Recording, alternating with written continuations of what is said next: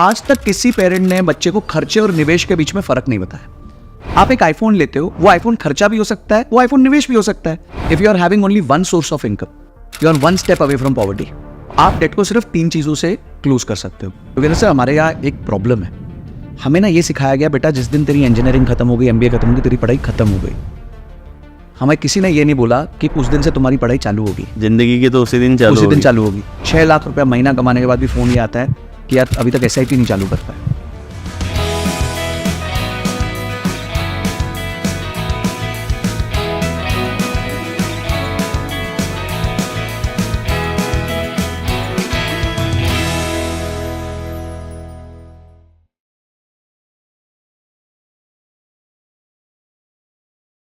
Hello दोस्तों, मैं doctor Yogendra Singh Rathore आप लोगों के लाया हूँ इनर वेलनेस टाइप का अगला एपिसोड। आज बेहद स्पेशल गेस्ट हमारे बीच मौजूद है, business and finance consultant. Please welcome Sanjay Kathuria ji in between us. Thank you doctor वाया sir, it's such a pleasure to see you.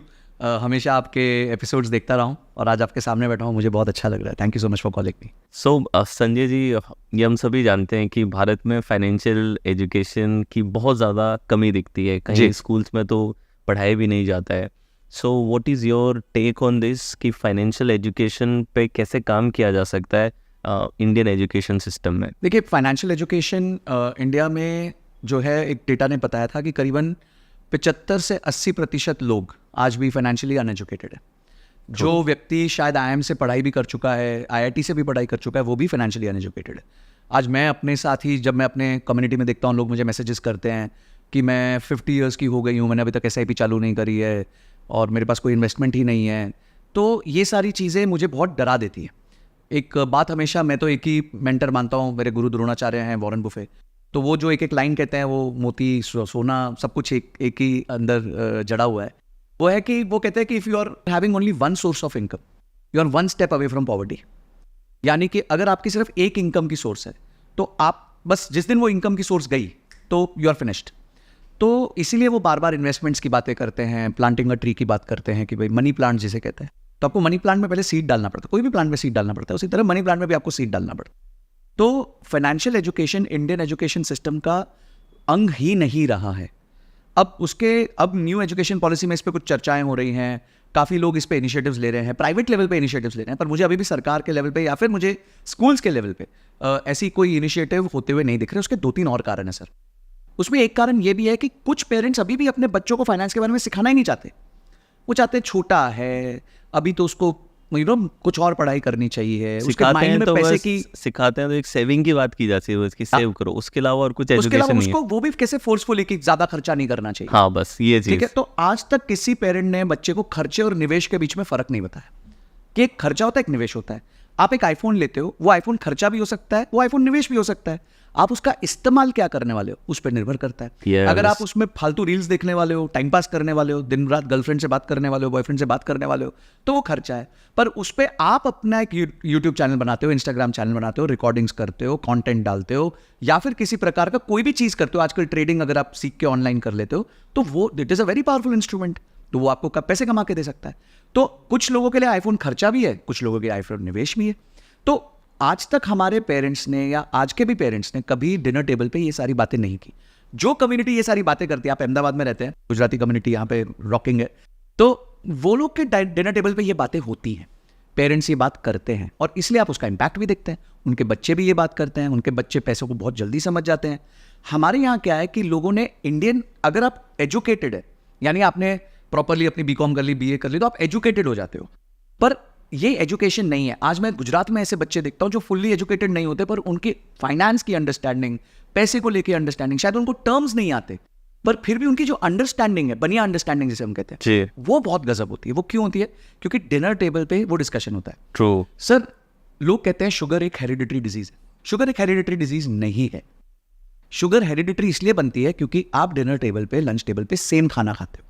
तो आपके पेरेंट्स जो खाना खा रहे थे वही खाना आप खा रहे हो, तो उनको भी उसी खाने से शुगर हुई और आपको भी उसी खाने से शुगर हुई। तो आपको ये लगता है क्योंकि मेरे फादर को शुगर थी तो मेरे को शुगर है। ये गलत धारणा है। इसी तरह फाइनेंशियल एजुकेशन भी एक हेरिडिटरी, आप कह सकते हो, डिजीज की तरह देखा जाना चाहिए। क्योंकि डिनर टेबल पे अगर माता पिता फाइनेंस की बात नहीं करते, बताना नहीं, बच्चे को पता नहीं होना चाहिए पैसा कहाँ है, वो बिगड़ जाएगा, वो आज समझ नहीं पाएगा। तो वो जो डिनर टेबल पे डिस्कशन नहीं हुआ, वो आगे जाके उनके बच्चों की फाइनेंशियल हेल्थ पे बहुत मैसिव इम्पैक्ट करता है। जिस तरह आप सेम खाना खा के उनको शुगर की बीमारी दिला रहे हो, उसी तरह आप उनको फाइनेंस की बातें ना करके उनको फाइनेंशियली डिसेबल कर रहे हो। बहुत ही खूबसूरती से आपने समझा दिया। तो अभी आपने एक पॉइंट हम बात कर रहे थे, तो आप बता रहे थे कि there are many people who are good in generating income. जैसे आपने कहा एक सोर्स ऑफ इनकम, तो कई लोग, कोई सेल्स में अच्छा है, कोई कम्युनिकेशन में अच्छा है, तो वो इनकम जनरेट करने में तो अच्छे होते हैं, लेकिन फिर भी वेल्थ बिल्डिंग में अच्छे नहीं होते। ये दोनों गेम किस प्रकार अलग हैं और किन रूल से खेले जाते हैं, अगर इसको थोड़ा आप डिफ्रेंशिएट कर सकें। देखिए, हमारे ना अधिकांश चीज़ें जीवन में जो है, they are directly proportional to effort you put in to that.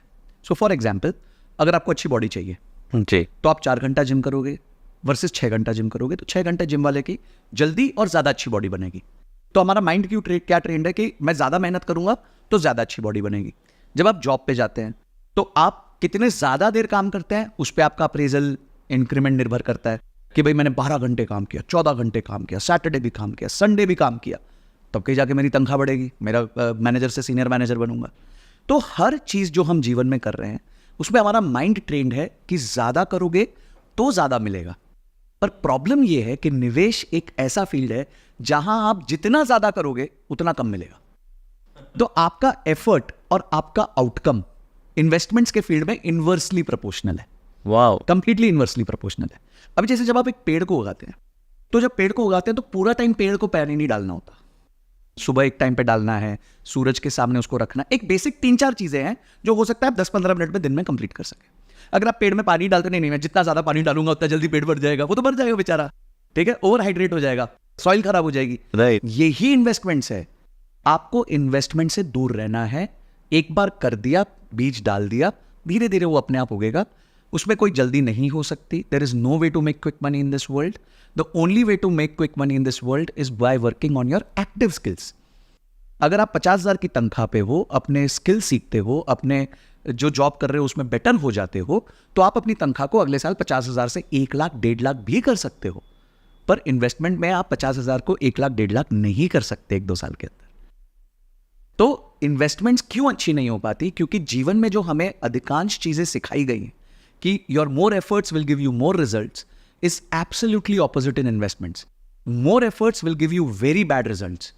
ये एक रिसर्च हुई है अमेरिका में कि जितने एक्टिव म्यूचुअल फंड्स हैं, तो 90% एक्टिव म्यूचुअल फंड्स होता है जहां पे एक फंड मैनेजर बैठा है, डिसाइड करता है कि मैं कौन सा स्टॉक लूंगा, कौन सा स्टॉक नहीं लूंगा। ठीक है। एक पैसिव फंड होता है कि बोला S&P 500 एक इंडेक्स है, हम तो उसको कॉपी करेंगे जी, दिमाग नहीं लगाएंगे। ये 2 तरह के फंड होते हैं, एक्टिव होता है, पैसिव होता है।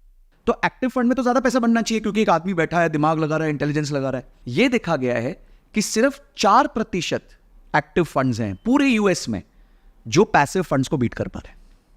ओके, इसमें एक बड़ी अच्छी आपको कहानी सुनाता हूं। जी जी। वॉरेन बुफे 2008 में उन्होंने एक हेज फंड मैनेजर, यही जो एक्टिव फंड मैनेजर होते हैं, उसके साथ एक बेट लगाई।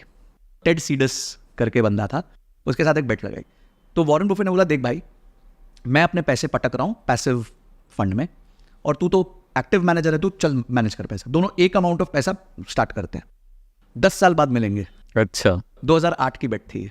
10 साल बाद मिलेंगे, जिसके ज्यादा रिटर्न्स बने होंगे, जिसके कम रिटर्न्स बने होंगे, वो उस आदमी को पैसे देगा जिसके ज्यादा रिटर्न्स बने होंगे।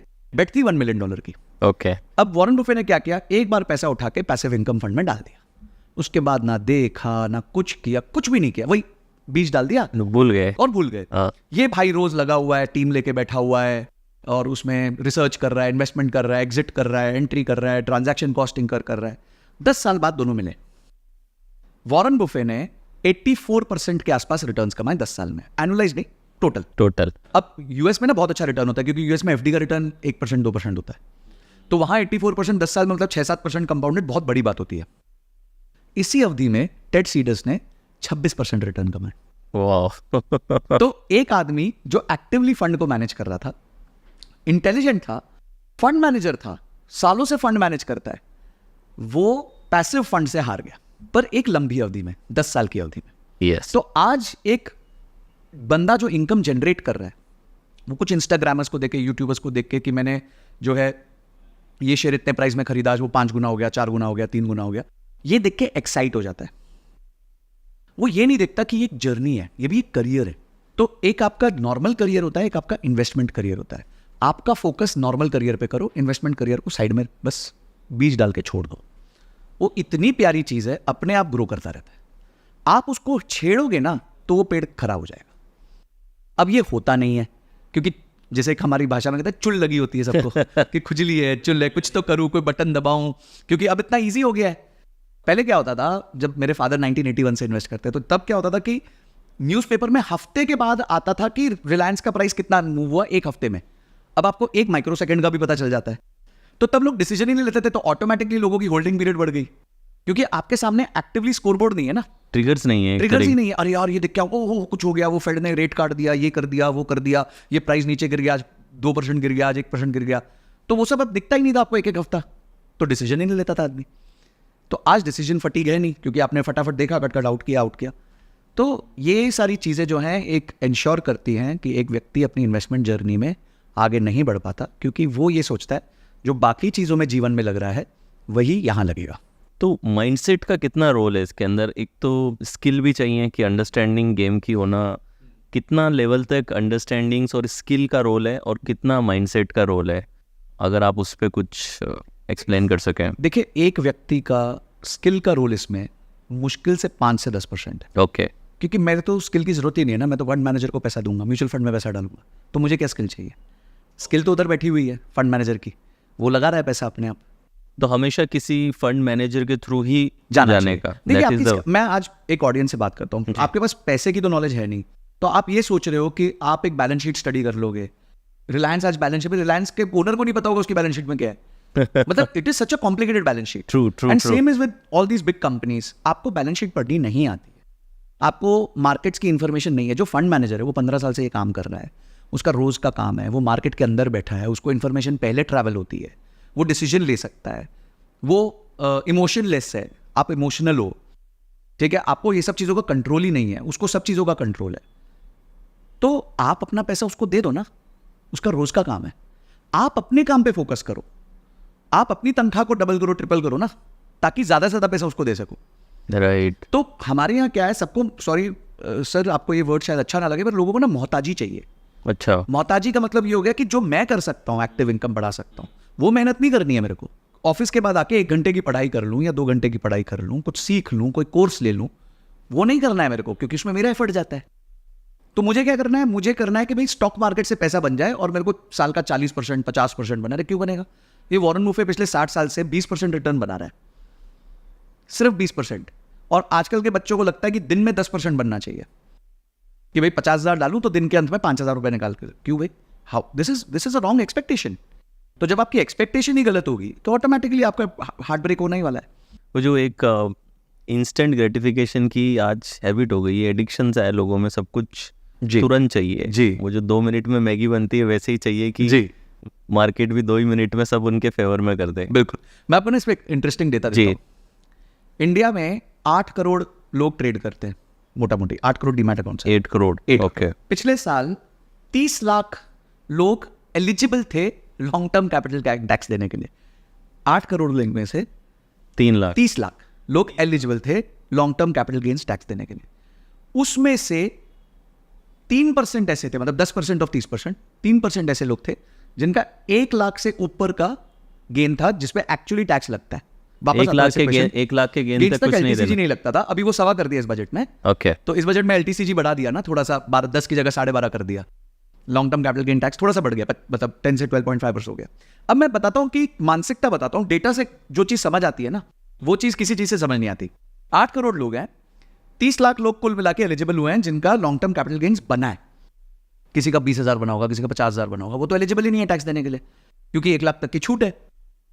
उसमें से 10% लोग, यानी टोटल 3% लोग ऑफ 8 करोड़, यानी 2.5 लाख लोग एलिजिबल हैं अब टैक्स देने के लिए, मतलब जिनका 1 लाख से लाख से ऊपर का गेन है। ठीक है। उसमें भी सबका 10-10 लाख तो गेन है नहीं, किसी का 1.25 होगा, किसी का 1.5 होगा। आप सोचो ये 10 से 12.5 हुआ, मेरे हिसाब से 10 लाख से ऊपर तो रील बन गई होंगी इस पे कि हाय हाय मार डाला मार डाला मार डाला। अरे किस बात का मार डाला? तुम हो क्या उस 2.5 लाख लोगों में? जिनको देना एलटीसी, मेरे को रोना चाहिए, मेरे को देना एलटीसी चाहिए। तो पॉइंट ये है कि लोगों को ना हाई हाई करने का बहुत शौक है, मोहताजी करने का बहुत शौक है। जी। ये बुरा लग सकता है लोगों को, बट मैं ये थोड़ा बोलना चाहता हूँ, जानबूझ के ये बात बोलना चाहता हूँ जी। कि बातों को डेटा से समझो। लोग प्रॉफिट्स नहीं कर रहे हैं स्टॉक मार्केट में, और ये मैं नहीं कह रहा हूँ, स्टॉक मार्केट का बॉस कह रहा है, सेबी कह रहा है।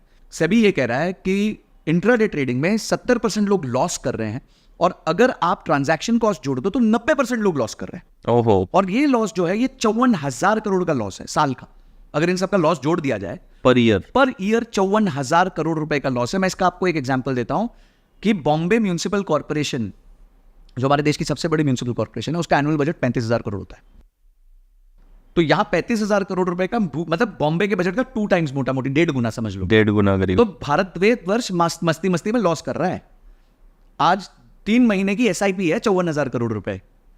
तो इससे अच्छा है, लॉस करने से अच्छा एसआईपी में डाल दो ना पैसे। सो यानी कि what you are suggesting is कि पेशेंस और लॉन्ग टर्म गेम में ज़्यादा इन्वेस्टिंग बेटर है एज कम्पेयर टू जो लोग क्विक गेन्स की तरफ जा रहे हैं। ये माइंडसेट शिफ्ट लोगों को लाना पड़ेगा। क्विक गेन्स कोई नहीं बना सकता, ये मैं लिखित में दे सकता हूं। It is impossible.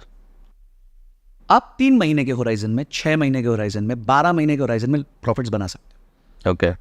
पर अगर मैं आपको 10 साल का, जो टेड सीडस और वॉरेन बुफे, ऐसा काफी टाइम आया होगा जिसमें टेड सीडस के रिटर्न्स वॉरेन बुफे के ऊपर गए होंगे, और 10 साल की अवधि को जब देखा गया तब पता चला कि भाई टेड सीडस तो 25-26% पे रह गए और ये भाई 84% मार गया। देखिए, कंपाउंड इंटरेस्ट का एक फॉर्मूला है, A = P × 1 + R⁻n। 3 चीजें हैं, आप कितना पैसा डालते हो वो कितने रेट से कंपाउंड होता है और वो कितने समय तक रहता है। इसमें जिस रेट से कंपाउंड होता है ये आपके हाथ में नहीं है, क्योंकि मार्केट्स अपने हिसाब से बिहेव करेंगी। आप एक बहुत छोटा प्लेयर हो मार्केट में, और आप मार्केट्स को डिफाइन नहीं कर सकते, बड़े लोग भी नहीं कर सकते। तो मार्केट्स के रेट तो आपके कंट्रोल में नहीं है। 2 चीज़ें आपके कंट्रोल में, आप कितना पैसा डालते हो और कितनी देर के लिए डालते हो। अब कितना पैसा डालते हो वो मल्टीप्लिकेशन में, P × 1 + R⁻n, पर कितनी देर के लिए डालते हो वो एक्सपोनेंशियल है, raised-to-a। तो जितना ज़्यादा देर पैसा डालोगे उतना ज़्यादा कमाओगे। इसलिए मैं लोगों को कहता हूँ, ज़्यादा मत कमाओ, ज़्यादा देर कमाओ। ब्यूटीफुल। सो अगर जो बिल्कुल कंप्लीटली न्यू ऑडियंस है हमारी, ये ऑलमोस्ट फाइनेंस पे बहुत कम गेस्ट आए हैं आज। I think it's very good कि काफ़ी सारा एजुकेशन लोगों को मिलने वाला है। तो काफ़ी सारा हमारा ऐसा ऑडियंस है जो आप ऐसा समझे कि बिल्कुल बिगिनर है इन्वेस्टिंग की समझ में जी। तो क्या डूज है जो एक कंप्लीट बिगिनर को जो आना चाह रहा है, और क्या डोंट्स है? अगर आप कुछ मेन अपनी जर्नी से कुछ पॉइंट्स बता सको तो बढ़िया रहेगा। देखिए, डोंट्स पहले स्टार्ट कर देता हूँ। जी जी बिल्कुल। कोई भी रिश्ता लंबा तब चलता है जब उसमें अपेक्षाएं कम होती है। तो अगर आपको स्टॉक मार्केट से लंबा रिलेशन चाहिए, मुझे लंबा रिलेशन चाहिए था। मैं 18 साल से स्टॉक मार्केट में हूँ, 18 ईयर्स, 2006 से। मुझे लंबा रिलेशन चाहिए, और मुझे, और इसको जब तक मैं जीवित हूँ मुझे इसके साथ रिश्ता चाहिए। मेरी तो ये शादी है एक तरीके से, ठीक है। मैं तो मतलब वो till death does us apart कहते हैं ना, till death do us apart. तो जब तक मृत्यु हमें अलग नहीं करती, मेरे को तो स्टॉक मार्केट से पैसा कमाना है, क्योंकि ये ऐसा समंदर है जो मुझे, जिसमें से लोटा भर भर के मैं पैसे कमा सकता हूँ। पर अगर मैं इसको पूरा सुखाने की कोशिश करूँ तो सर, ये ताकत तो सूरज में भी नहीं है कि वो पूरे दरिया को एक साथ सुखा सके। तो अगर सूरज में वो ताकत नहीं है तो मेरे में तो बिल्कुल नहीं। तो पहले अपने आप को बताओ कि भाई, you are not here to make quick gains, you are to have a long relationship with the market. Because long relationship जब आप रखोगे तो आप कभी भी दुखी नहीं होगे। एक्सपेक्टेशन अगर आप रियल रखोगे, अगर आप ये रखोगे एक्सपेक्टेशन कि मेरा पैसा हर साल दुगना होगा, आपका दिल खराब होगा, आप इस मार्केट को छोड़ के चले जाओगे। अगर आप पिच से गए तो आप रन नहीं बना पाओगे, तो पिच पे रहो। अगर आप कहते हो कि मुझे 12 से 15% का रिटर्न्स चाहिए जी, तो इस मार्केट में क्षमता है कि आपको अगले 40 साल तक 12 से 15% के बीच का रिटर्न्स दे देगी। आज ये स्थिति है हमारे भारत देश की, ग्रोइंग कंट्री है, ग्रोइंग स्टॉक मार्केट है, बहुत अभी स्कोप बाकी है। तो पहली चीज है, अपेक्षा कम रखो मार्केट से, अनरीजनेबल एक्सपेक्टेशन मत रखो, ठीक है। दूसरी चीज है कि कंटिन्यूअसली डिसिप्लिन तरीके से, परसिस्टेंट तरीके से इन्वेस्ट करो। अब इन्वेस्टमेंट के 2 तरीके हैं, या तो खुद करोगे या फंड मैनेजर्स के थ्रू करोगे। अगर खुद करना चाहते हो तो जिस तरीके से 5 साल लगे डॉक्टरी करने के लिए, 4 साल लगे इंजीनियरिंग करने के लिए, 3-5 साल लगे MBA करने के लिए, इसी तरह स्टॉक मार्केट को पहले अच्छे से सीखो। खुद अगर करना है तो एक लर्निंग कर्व से गुजरना पड़ेगा। आपको CFA करनी पड़ेगी, आपको MBA फाइनेंस करनी पड़ेगी, आपको फाइनेंस के बारे में सीखना पड़ेगा, आपको बैलेंस शीट सीखनी पड़ेगी, आपको P&L सीखनी पड़ेगी, आपको टेक्निकल एनालिसिस सीखनी पड़ेगी। हमको कोई थोड़ी छुरी कांटा पकड़ा के बोलेगा किसी का सर्जरी कर दो। कोई यूट्यूब पे वीडियो देख के तो आप और मैं सर्जरी कर नहीं सकते। तो आप ये क्यों अपेक्षा करते हो कि यूट्यूब पे वीडियो देख के आप स्टॉक मार्केट में स्टॉक्स खरीद लोगे? हाँ, बट लोगों की तो ये एक्सपेक्टेशन है आजकल तो एक्चुअली। बस गलत एक्सपेक्टेशन है, तो गलत होती है। फिर 10% लोग 90% लोग लॉस करते हैं, फिर गाली देते हैं मार्केट्स को। मार्केट को क्यों गाली दे रहे हो? आपकी गलती है। अगर कोई डिग्री पाने को आज 5 साल लग रहे हैं, 4 साल लग रहे हैं, तो इसमें भी तो कुछ होगा ना, इसको भी तो स्टडी करना पड़ेगा। आप टिप पे कैसे डिपेंड कर सकते हो? यार IRFC का शेयर खरीद लो, IRCTC का शेयर खरीद लो, REC का शेयर खरीद लो। तो ये, और तीसरी चीज जब इसमें है, आपने एजुकेशन ली, फिर आप मानसिकता बिल्ड करो, क्योंकि ये पैसे की बात है। पेपर ट्रेड करना और रियल ट्रेड करने में जमीन आसमान का फर्क होता है।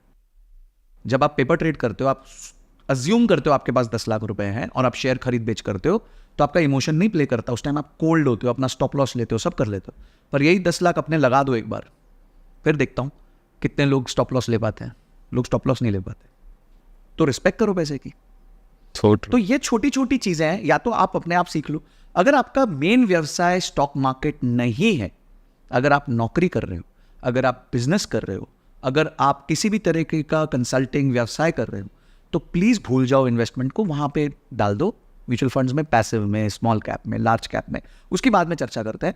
पर भूल जाओ उस चीज को, आप फोकस करो अपनी ग्रोथ पे। जो आपका एक्टिव इनकम है उसको आप इंक्रीज करो और जस्ट हायर समबडी और गिव समबडी जो कि आपके लिए मैनेज करे। बस ये करना है पैसे के साथ, इससे पैसा बन जाता है। हाँ, इसके अलावा किसी चीज से पैसा नहीं बनेगा। लोग आके बोलेंगे मैंने तो ये कर दिया, वो कर दिया, वो शॉर्ट ड्यूरेशन है। किसी ने 1 साल में किया, 2 साल में किया, कोई बड़ी बात नहीं। 10 साल में करके दिखाओ, 15 साल में करके दिखाओ। 15 साल खेलो, फिर मेरे से आके बात करना। मैं 16 साल से खेल रहा हूँ, तब तो एप्पल टू एप्पल हो गए ना आप मेरे साथ। राइट मैंने तो कितने साइकिल्स देखे। 2008 का क्रैश देखा, राइट, 2009-10 की चढ़ाई देखी, फिर 12 से लेके 16 के बीच की मैंने फ्लैटनेस देखी, 16 के बाद फिर थोड़ी सी ग्रोथ देखी, फिर 20 का क्रैश देखा, फिर यहाँ बैठा हूँ आपके सामने इस बातों का जवाब देते हुए। तो इतने साइकिल्स देख के आ गया मैं। तो आज अगर कोई 22 साल का लड़का, 25 साल का लड़का अगर आर्ग्यू करता है इस केस पे कि मैं कर सकता हूं, तो you should talk to me when you are 40। कि तब तक आपने 2-3 साइकिल देख लिए होंगे, एक आधा क्रैश देख लिया होगा, तब चेक करेंगे आपकी इमोशनल स्टेबिलिटी कितनी होती है। फिर भी जो ये कई बार लोगों में एक ग्रीड अंदर से चलती है, जो ग्रीड, जो इमोशन उनको रोकता है, तो how do you handle that? कभी आपको खुद आया कि कभी लगा हो कि नहीं अभी कुछ ज़्यादा, या फिर शुरुआत से ही ये पेशेंस आपने डेवलप किया था? इसको कैसे कोई कल्टीवेट कर सकता है ऐसे माइंडसेट को? What do you think? देखिए, कुछ चीज़ें तो थप्पड़ खा के ही समझ आती हैं। मैं अच्छा। ऐसा नहीं कहूँगा कि मैं भगवान हूँ। मैंने पहले दिन से ही ठीक किया। मैंने भी ऑप्शंस खरीदे, मैंने भी क्विक मनी के लालच में पैसा लूज़ किया। मेरे पास भी लोग आए, मुझे बोले कि भाई हम तेरे को महीने में जो है 2 गुना कर देंगे पैसा। तो मैंने उनको अपना पैसा दिया। तो मैंने भी ये सब किया। पर मैंने क्या किया, देखिए बड़ी बात ये थी कि अगर मेरे पास 100 रुपए थे तो मैंने ये काम 10 रुपए से किया, 20 रुपए से किया। छोटे अमाउंट से किया आपने, बड़े मतलब अमाउंट उससे पे मैं नहीं किया। मर नहीं जाऊंगा वैसे अमाउंट से किया। आज प्रॉब्लम क्या हो गई है सर, कि लोग ये सिर्फ अपने 100% कैपिटल से नहीं कर रहे हैं। मेरे पास 1 लाख है ना सर, आपसे 10 लाख ले लूंगा, उनसे 10 लाख ले लूंगा, अपना 10 लाख लगा दूंगा, फिर ये 30 लाख के साथ गैम्बल करूंगा। अब मेरे पे ट्रिपल लाइबिलिटी होगी ना। मेरे तो 100% गया और 2 लोगों का 100% मैंने और ले लिया। तो प्रॉब्लम आज ये हो गई है कि लोग ये सोचते हैं, मैं एक लड़के को जानता हूँ 22 नाउ, मतलब अभी उसकी उम्र 22 साल है। 2020 में कोविड में सब ट्रेडर बन गए थे, तो वो भी ट्रेडर बन गया। उसने कुछ ट्रेडिंग करी तो शुरू में वो जो बिगिनर्स लक होता है वो उसको फेवर कर गया। तो he started making 7% per month. ओहो, अभी तो कूल जलूल रिटर्न्स है। तो उसको लगा कि ये 7% तो हर महीने चलेगा, अपनी गाड़ी बढ़िया हो गई। तो उसने जाके अपने दोस्तों को बताया होगा। अब दोस्त इमीडिएट लालच आई जाता है यंग बच्चों में। तो किसी ने लाख दे दिया, किसी ने 50 दे दिया, किसी ने पापा से लेके दे दिया, उसने खुद के पापा से ले लिया। हाँ। ये सब करते करते उसने 60-70 लाख रुपए जमा कर। अब उसके रिटर्न्स हो गए जी कम, 7% की जगह 1-2% रिटर्न्स हो गए। ठीक है, वो तो टिकते नहीं है रिटर्न्स इस तरीके से। अब उसने सबको प्रॉमिस किया हुआ था। तो किसी ने उसको आके बोला कि सर आप एक काम करो भैया, आप एक ये फ्यूचर्स एंड ऑप्शंस होता है, आप उसमें पैसा डालो, ये ऑप्शंस ना 10-10 गुना हो जाते हैं दिन में। ओहो, तो उसने सारा 70-80 लाख रुपए उठा के ऑप्शंस में डाल दिया। अब ऑप्शंस में डाला, ऑप्शंस तो मतलब पैसे, ऑप्शंस खरीदने वाले तो पैसे कमाते ही नहीं है। तो उसका पूरा 70-80 लाख रुपए वाइप आउट हो गया, बिकॉज वो स्टॉप लॉस नहीं लगा पाए, इमोशन कंट्रोल नहीं कर पाया। 80 लाख रुपए डाउन है सर, 25,000 की तनख्वाह है, ओहो, साल का 3 लाख कमाएगा, अगले 30 साल लोन चुकाएगा। One financially wrong decision can take you back 10 to 20 years of your life. तो अगर आपको मस्ती करने का मन है, अगर कहीं भी एक अर्ज हो रही है, खुजली हो रही है, तो पूरा कैपिटल मत डालो, थोड़ा पोर्शन डालो।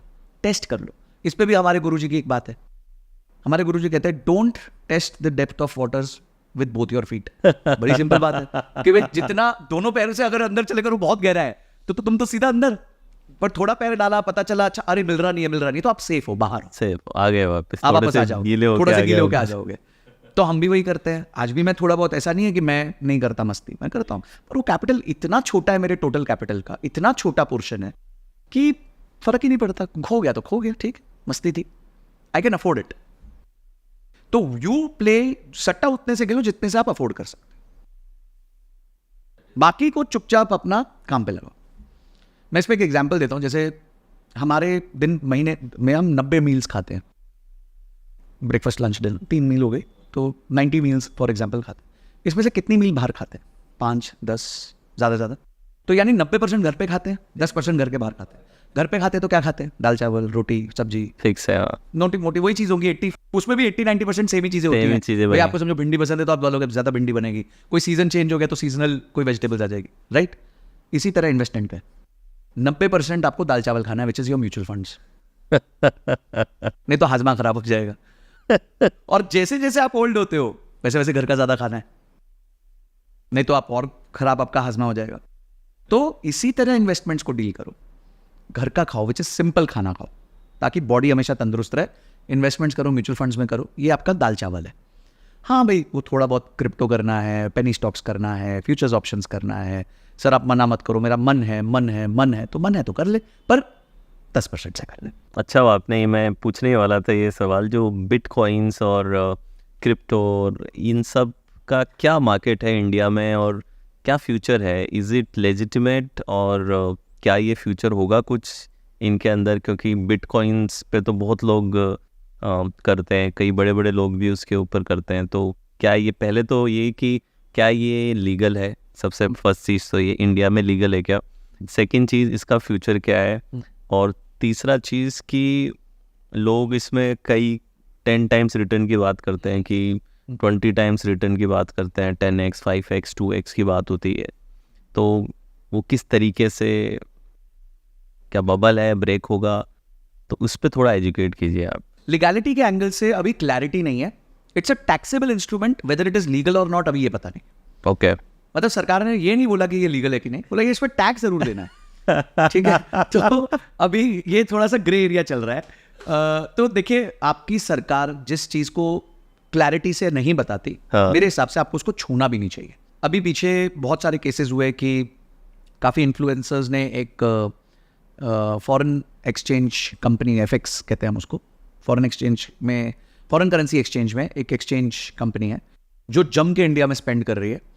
मुझे तक आया था जब मेरा चैनल थोड़ा सा ग्रो हुआ कि सर आप हमारे लिए कर दो वीडियोस, तो मैंने मना कर दिया था क्योंकि वो आरबीआई बैंड लिस्ट में, मतलब ऐसा नहीं है कि उसमें गवर्नमेंट क्लियर नहीं है, उसमें गवर्नमेंट क्लियर है कि ये बैंड है, उसके बावजूद काफ़ी इन्फ्लुएंसर्स उसको प्रमोट कर रहे हैं। अब उनके कोई रीज़न होंगे, उनको लगता होगा यार हमारा घर इसी से चल रहा है, पैसे नहीं है, कुछ भी हो सकता है, मैं मतलब I don't want to get into that area. मैं भी उन्हें नॉलेज ही नहीं है उस चीज़ की। हाँ, जैसे तो ये खबर कहाँ से मिले कि ये बैंड है, नहीं है? क्योंकि देखिए, आरबीआई की वेबसाइट पे जाइए, बायर बीवेयर है ना, आप अगर कोई भी आपको आके कथा सुना के जाता है तो इंटरनेट जिंदाबाद, आप जाइए चेक करिए। मैं अगर बोल रहा हूँ कि आपका फॉरेन करेंसी एक्सचेंज के बहुत सारे ऐप्स को आरबीआई ने रेगुलेट किया हुआ है, बंद किया हुआ है, तो आप जाके चेक कर सकते हैं, आपको मिल जाएगा article. It is as simple is that. आप तो इंटरनेट का ज़माना है, फटाक से मिल जाएगा। तो फर्स्ट चीज़ है कि गवर्नमेंट की क्लैरिटी नहीं है इस चीज़ पे। तो हाँ, मैं आ रहा था उस पर कि वो बैंड जो ऐप है उसको काफ़ी लोगों ने प्रमोट किया। अब ईडी रेड मार रही है उस पर, जो उनको अकाउंट्स मिल रहा है, चाहे छोटा चाहे बड़ा। तो अगर आपने $1000 भी डाले थे, $2000 भी डाले थे, उस पर आप पकड़े जाओगे। और एक बार आपको पता है कि आप इंडियन ऑफिशियल से पकड़े गए तो फिर आपकी पूरी जिंदगी आराम है। तो क्यों अगेन ऐसा क्यों कोई स्टेप लेना जो आपको आगे 10-15 साल के लिए रुलाए? पैसे की बात है ना, तो be safe.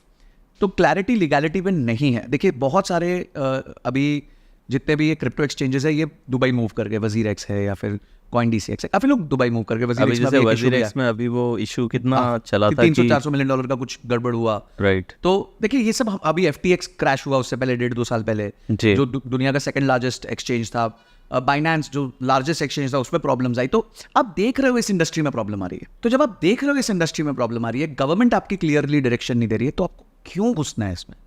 Why do you want to even try this? तो ये बेसिकली है। तो मेरा तो मतलब दिस इज माय स्टैंड कि इसको नहीं ट्रेड करना चाहिए। सिर्फ इंडियंस के लिए है या फिर कोई भी कंट्रीज हैं जहाँ पे नहीं, जैसे stance दुबई clear में, है? दुबई में क्लियर है, दुबई में आप कर सकते हो, दुबई में तो फॉरेन एक्सचेंज भी कर सकते हो, ओके वो तो कंप्लीटली अलाउ करते हैं, वो तो लिबरल है इस मामले में, ठीक है। देखिए वो लिबरल है, उनके काफ़ी रीजंस है, they can control things very well better than our governments. India में हवाला ये वो बहुत सारी चीज़ें होती हैं which are not in favour, वहाँ टैक्सेशन नहीं है, तो इसलिए इंडियन गवर्नमेंट हर चीज़ को सस्पिशन से देखती है कि यार ये किस लिए यूज़ होगा। अब बिटकॉइन है, किसी को पता ही नहीं किसने भेजा किसने खरीदा, तो ये तो बहुत मस्त टूल है हवाला करने के लिए। तो government always looks at it from a lens of कि यहाँ कुछ गड़बड़ हो सकती है, मेरा रेवेन्यू लॉस हो सकता है, तो इसलिए सरकार उन चीज़ों को टैक्स कर देती है, इमीडिएटली टैक्स कर देती है। तो ये गवर्नमेंट का थॉट प्रोसेस होता है। हाँ, और जो 10x कई बार लोग हाँ कहते हैं 10x रिटर्न्स। सर ना मैं एक बात कहता हूँ कि जंगल में सुंदर लड़की चुड़ैल होती है। तो अगर आपको कोई ऐसी बात आके बता रहा है which is too good to be true, भाई आपको जंगल में हो, आपको एक बहुत सुंदर लड़की दिख गई, देन वेरी लेस चांस था कि जंगल में एक सुंदर लड़की खड़ी होगी, तो दैट मीन्स किसी चुड़ैल ने अपना रूप बदला होगा, आपको वो खाने वाली है। तो कोई आपको आके कुछ चिपका के जा रहा है कि भाई आपको 10% या 2 टाइम्स या 3 टाइम्स या 5 टाइम्स कर दूंगा, is it a normal return? Today FD is giving you 7%, stock market mutual funds are giving you 12-13%। हाँ, कोई एक साल हो सकता है जब ऐसा कुछ हो जाए, but that will happen when you have spent a lot of time in that market. आते हैं ऐसे समय आते हैं जब आप मार्केट से अच्छा रिटर्न्स कमा लेते हो। भाई 2020 के क्रैश में जो रुका उसने 2021 का फायदा भी उठाया, 2022 का भी फायदा उठाया, पर ही शुड बी रेडी कि हो सकता है 2027 में क्रैश आ जाए। तो ये तो अगेन एज आई सेड कि bets are not of short term, bets are of long term. ये कछुए और खरगोश की रेस है और इसमें कछुआ जीतेगा, हमेशा जीतेगा। तो ये है, तो आप अनरियलिस्टिक रिटर्न्स लोग आके जाते हैं, मतलब ये सारे किस्से देते हैं। मैं आपको एक क्वेश्चन पूछता हूँ, अब कुछ लोग आएंगे आपको बोलेंगे, टेलीग्राम पे मैसेजेस आते हैं कि आप मुझे पैसा दीजिए, 50,000 दीजिए, मैं आपको दिन का 5,000 कमा के दूंगा। ऐसे काफी मैसेजेस आते हैं, ठीक है। That means he is saying कि मैं आपको दिन का 10% कमा के दूंगा, राइट। तो अब एक केस स्टडी लेते हैं कि आपने 1 रुपया डाला और वो 1 रुपया 10% डेली कंपाउंड हो रहा है, ठीक है। आपने 1 रुपया डाला, वो 1 रुपया 10 पैसा हो गया। अब आपने अगले दिन 1 रुपया 10 पैसा डाला, तो अब उसको 1 रुपया 21 पैसा हो गया, कंपाउंडिंग लग गई उस पर, ठीक है। साल में 250 ट्रेडिंग डेज होते हैं, 250, ओके 250 दिन मार्केट्स ओपन होती है, इंडियन स्टॉक मार्केट्स। अगर आपने पहले दिन 1 रुपया डाला है, तो ये 250 दिन के बाद क्या नंबर होगा आपके हिसाब अगर से? ये कंपाउंड होता रहे ये तो कंपाउंड होता रहे तो, क्योंकि उसने तो यही प्रॉमिस किया ना, मैं तेरे को 50,000 पे 5,000 दिन का कमा के दूंगा। दिन का कमा करके देगा, तो मैं तो बहुत समझदार हूं, मैं वापस उस 50,000 में 5,000 डाल दूंगा, 2-2,500 टाइप कुछ। 2-2,500 आपके हिसाब से 2,2,500 हो जाएगा। The answer is 2,230 crore. मैं 1 रुपए की बात कर रहा हूँ, 1 लाख नहीं, 1,000 नहीं, 10,000 नहीं, 1 करोड़ नहीं। आप 1 रुपया अगर डालोगे करोड़ हो जाएगा, तो वो 2,230 करोड़ रुपए हो जाएगा। तो यार अगर वो कर ही पाता तो अपने पैसे कोई कर लेता ना, तुम्हारे पास क्यों आना है? क्या जरूरत क्या है उसे? उसको जरूरत क्या है? अगर वो 50,000 से दिन का 5,000 बना सकता और उसको वो कंपाउंड कर सकता, क्योंकि वो तो कह रहा मैं रोज बना के दूंगा, तो बेस बना ना अपना, पहले दिन 50,000 था, अगले दिन 55 कर। सही बात। तो 1 रुपया जब 2,300 करोड़ बन सकता है, तो उसके पास तो अंबानी से ज्यादा पैसा हो जाएगा 1 साल के बाद। तो जब अगेन आप जब राइट क्वेश्चनिंग नहीं करते व्यक्ति से, आप उससे सही चीजें पूछ रहे नहीं हो, आप सिर्फ बेसुध होके या फिर अनकॉन्शियस होके डिसीजंस ले रहे हो, तो फिर आपका पैसा तो जाएगा ना। फिर उसमें सरकार की या अंबानी की या अडानी की या किसी की भी क्या गलती है, किसी टीचर की, कोच की क्या गलती है? तो ये बायर बीवेयर है, बायर को बीवेयर होना पड़ेगा। जिसका पैसा लग रहा है उसको सवाल पूछने पड़ेंगे। तो मेन ये चीज़ है कि अपने इमोशंस को आप कितना, स्पेशली जो एक ग्रीड है, कई बार सब कुछ बताने के बावजूद भी हमारे अंदर का जो ग्रीड फैक्टर है वही सबसे ज़्यादा प्रॉब्लम क्रिएट करता है। अभी आई थिंक किसी तो भी सेलिब्रिटी के लिए नाम तो यहाँ नहीं ले सकते हम, बट ऐसा कुछ चल रहा था कि उसने बहुत सारे लोगों का पैसा लिया, बिटकॉइंस में डाला और दैट वाज मैनिपुलेशन, ऐसा कुछ, और खत्म हो गया पैसा। तो पॉइंट यही है ना कि होना यही है। अच्छा, बिटकॉइन सब बोल रहे हैं, पीछे जब क्रैशेस हुए तो bitcoin had reached a level of I think what $16,000-17,000, फिर it reached a level of $70,000-75,000। तो कोई चीज़ जो इतनी वॉलेटाइल है उसमें आप भगवान थोड़ी हो कि 17,000 में घुसोगे 70,000 में निकलोगे। वॉरेन बफे का क्या टेक है इस पे? वो तो डालते नहीं, उसका बड़ा सिंपल फंडा है, I don't invest in things which I don't understand. बस देखिए, मैं म्यूचुअल फंड में डालता हूँ पैसा। म्यूचुअल फंड पैसा कहाँ डाल रहा है? स्टॉक्स में डालता है। कौन से स्टॉक्स में डालता है? रिलायंस में डालता है, TCS में डालता है, इन्फोसिस में। मैं सबको जानता हूँ। मैं जानता हूँ रिलायंस के पीछे एक मुकेश अंबानी है, उसके पास एक तेल का कुआं है, एक रिफाइनरी है, एक शॉप है बहुत सारी, जियो है, 70-50 करोड़ यूजर्स है उसके। तो मुझे पता है एक रिकरिंग रेवेन्यू का अच्छा बिजनेस है। हाँ, अब आगे वो ग्रो करेगा, कितना करेगा, that is the only question. ठीक है, तो मैं जानता हूँ मेरा पैसा एक सही जगह लग रहा है। अब मेरा पैसा एक ब्लैक बॉक्स में लग रहा है जिसके बारे में मुझे कुछ आइडिया नहीं है, तो मैं तो बहुत अनसेफ फील करूंगा उसमें। और बच्चे आजकल इसको ऐसे खेल रहे हैं, मतलब they are nuclear weapons. Literally Warren Buffett उनको न्यूक्लियर वेपन्स कहते हैं फ्यूचर्स एंड ऑप्शंस को, कि भाई मैं मतलब they are weapons of mass destruction, this is the word he uses. तो आप जो इतना बड़ा इन्वेस्टर है वो तो इनको खेल रहा नहीं है, राइट। तो आप क्या समझते हो, आप मतलब इस गेम में जीत जाओगे? तो ये कैसे, कहाँ इन्वेस्ट होता है, इसकी वैल्यू क्यों बढ़ती है? जो भी ये डिजिटल करेंसी है, इसका वैल्यू किस तरीके से बढ़ता है? देखिए, कोई भी डिजिटल करेंसी हो या ऐप हो, जैसे जोमेटो की वैल्यू क्या है? जोमेटो की इंडिपेंडेंट तो कोई वैल्यू नहीं है ना, उसकी तो एक ऐप है। उसकी वैल्यू इसलिए है क्योंकि दोनों तरफ उसके पास बहुत सारे यूजर्स हैं, खाने वाले भी बहुत हैं, खिलाने वाले भी बहुत हैं, और खाना पहुंचाने वाले भी बहुत हैं। तो जब ये इकोसिस्टम पूरा चर्न करता है तो ऑटोमेटिकली वैल्यू क्रिएट होती है। उबर भी सेम है, चलाने वाले भी बहुत हैं और चढ़ने वाले भी बहुत हैं ऊपर उबर में। तो उबर ऐसा सिस्टम चर्न करता है जब इतना सारा ट्रांजैक्शन होता है। देखिए, जो अंडरलाइंग टेक्नोलॉजी है बिटकॉइन की, उसे ब्लॉकचेन कहा जाता है।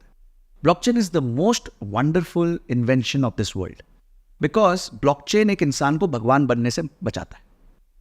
भगवान कौन है? भगवान वो है जो पास्ट बदल सकता है। हमारे यहाँ लैंड रिकॉर्ड्स में पास्ट ही बदल दिया जाता है, आपको पता है।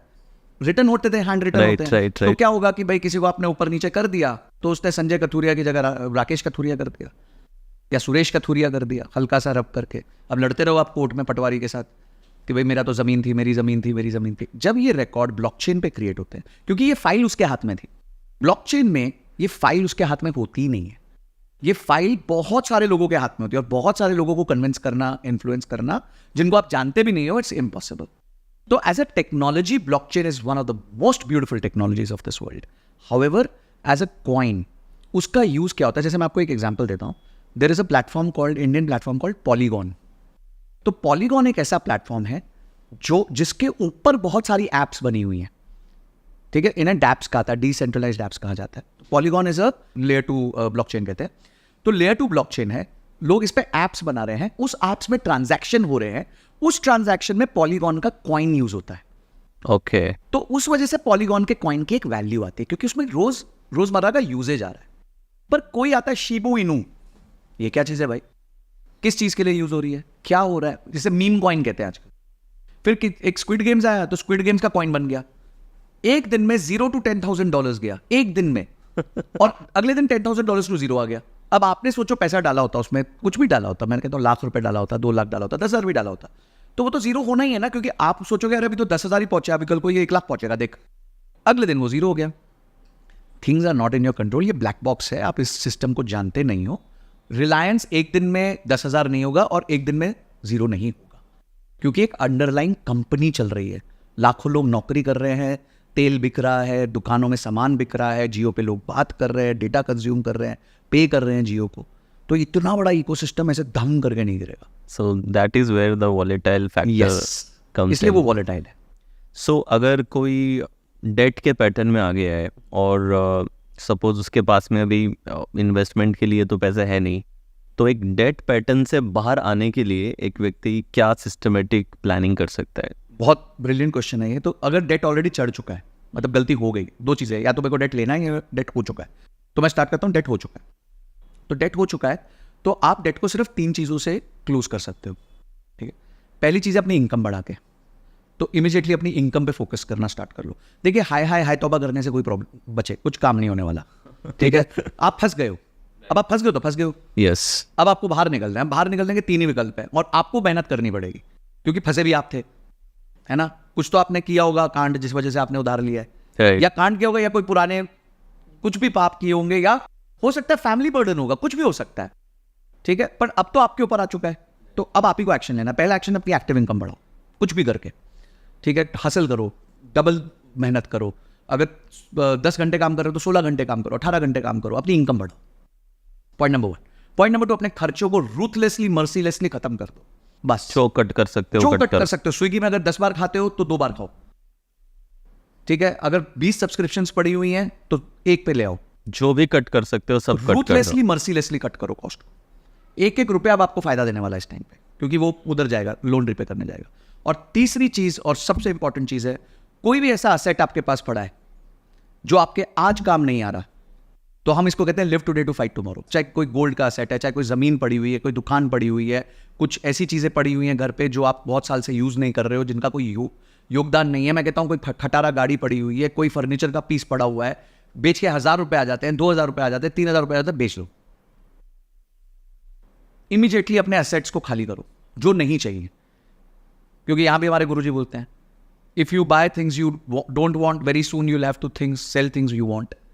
तो आप उस सिचुएशन में आ चुके हो कि now you have to sell things you want. मतलब कुछ चीज़ ऐसी चीज़ें हैं जो आपको चाहे रखनी पड़े पर फिर भी बेचनी पड़ेगी, क्योंकि आपको उधार चुकाना है। तो यही 3 तरीके हैं जिससे आप उधार, कोई भी चीज़ से इमोशनली अटैच मत हो इस टाइम। हाँ, इंडिया में ये बहुत होता है, लोग अपनी प्लॉट से, ज्वेलरी से, सबसे इतना इमोशनली अटैच होते हैं कि डेट पे जितना ब्याज देना हो वो देने के लिए तैयार रहते हैं, लेकिन उसको नहीं छोड़ते, उसको मोनेटाइज नहीं कर पाते। ये मैं आपको बताता हूँ, मैं बिजनेस कंसल्टिंग करता हूँ, तो एक व्यक्ति मेरे पास आया, ये वहाँ रहते हैं, जिम कॉर्बेट। अच्छा, हाँ, ओके। तो एक व्यापारी है मेरे पास, जिम कॉर्बेट के आसपास, वो रामनगर एरिया में रहते हैं। तो बड़े सरल व्यक्ति, अच्छे आदमी, बोलते मेरे पे 6.5 करोड़ रुपए का उधार है और मैं उसका ब्याज नहीं भर पा रहा हूँ, ठीक है। तो मैंने डीप डाइव किया, क्वेश्चंस पूछे, मैंने बोला कोई ज़मीन, कोई कुछ। बोलते मेरे पास मेरा घर है, वो है 9 करोड़ रुपए का। तो मैंने बोला वो घर बेचो और ये 6.5 करोड़ का लोन चुका दो, अभी के लिए थोड़ा हल्के घर में चले जाओ, बिजनेस बनाओ, बाद में वापस ले लेना। सर ये समझाना 6 महीने लग गए मेरे को। जब 6 महीने में पानी यहां आ गया कि बैंकों के बहुत गंदे वाले फोन आने लग गए और ये होने लग गया, तब जाके उन्होंने डिसीजन लिया। तब तक 50 लाख का और अक्यूमुलेट हो गया। तो लोग डिसीजन फटीक जो रखते हैं ना, आप फंस गए ना बॉस, तो उसके बाद आपको रूथलेस होना पड़ता है। आपको अपनी जान बचानी है, तो उस टाइम पे आप अपने एसेट की जान नहीं बचा सकते। आप अपने जमीन की जान बचा लो कि नहीं यार, ये तो जमीन मेरे पिताजी ने दी थी, इसी काम के लिए दी थी कि बेटा तू फंसेगा ना तो उसने तेरे काम आएगी, तो निकालो इसको, फटाफट निकालो।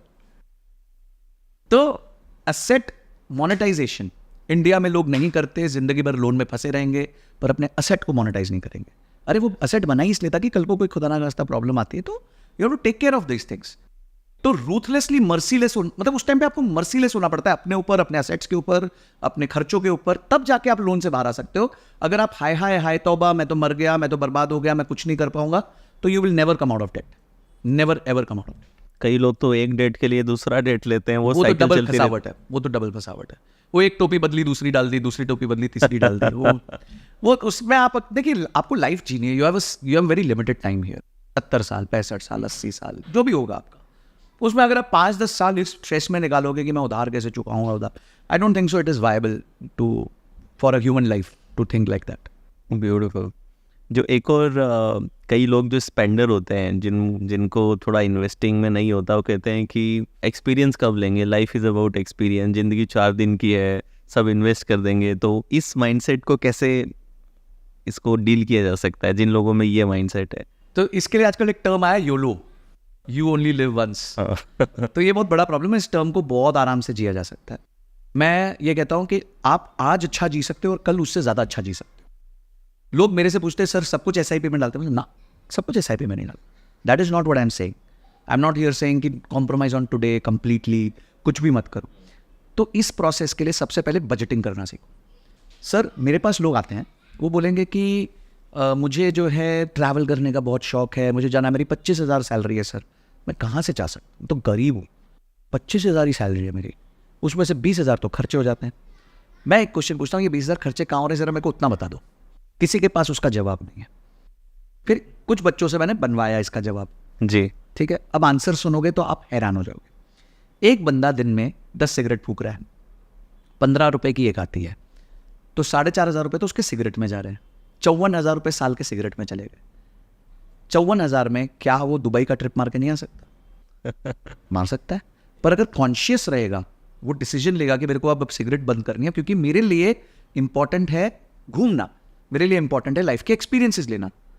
तो ठीक है, मैं कहता हूँ चल तू आज पूरी नहीं बंद कर पा रहा, तो तू 10 सिगरेट मत पी, तू 5 पे आ जा, 54 की जगह 27 तो बचेगा।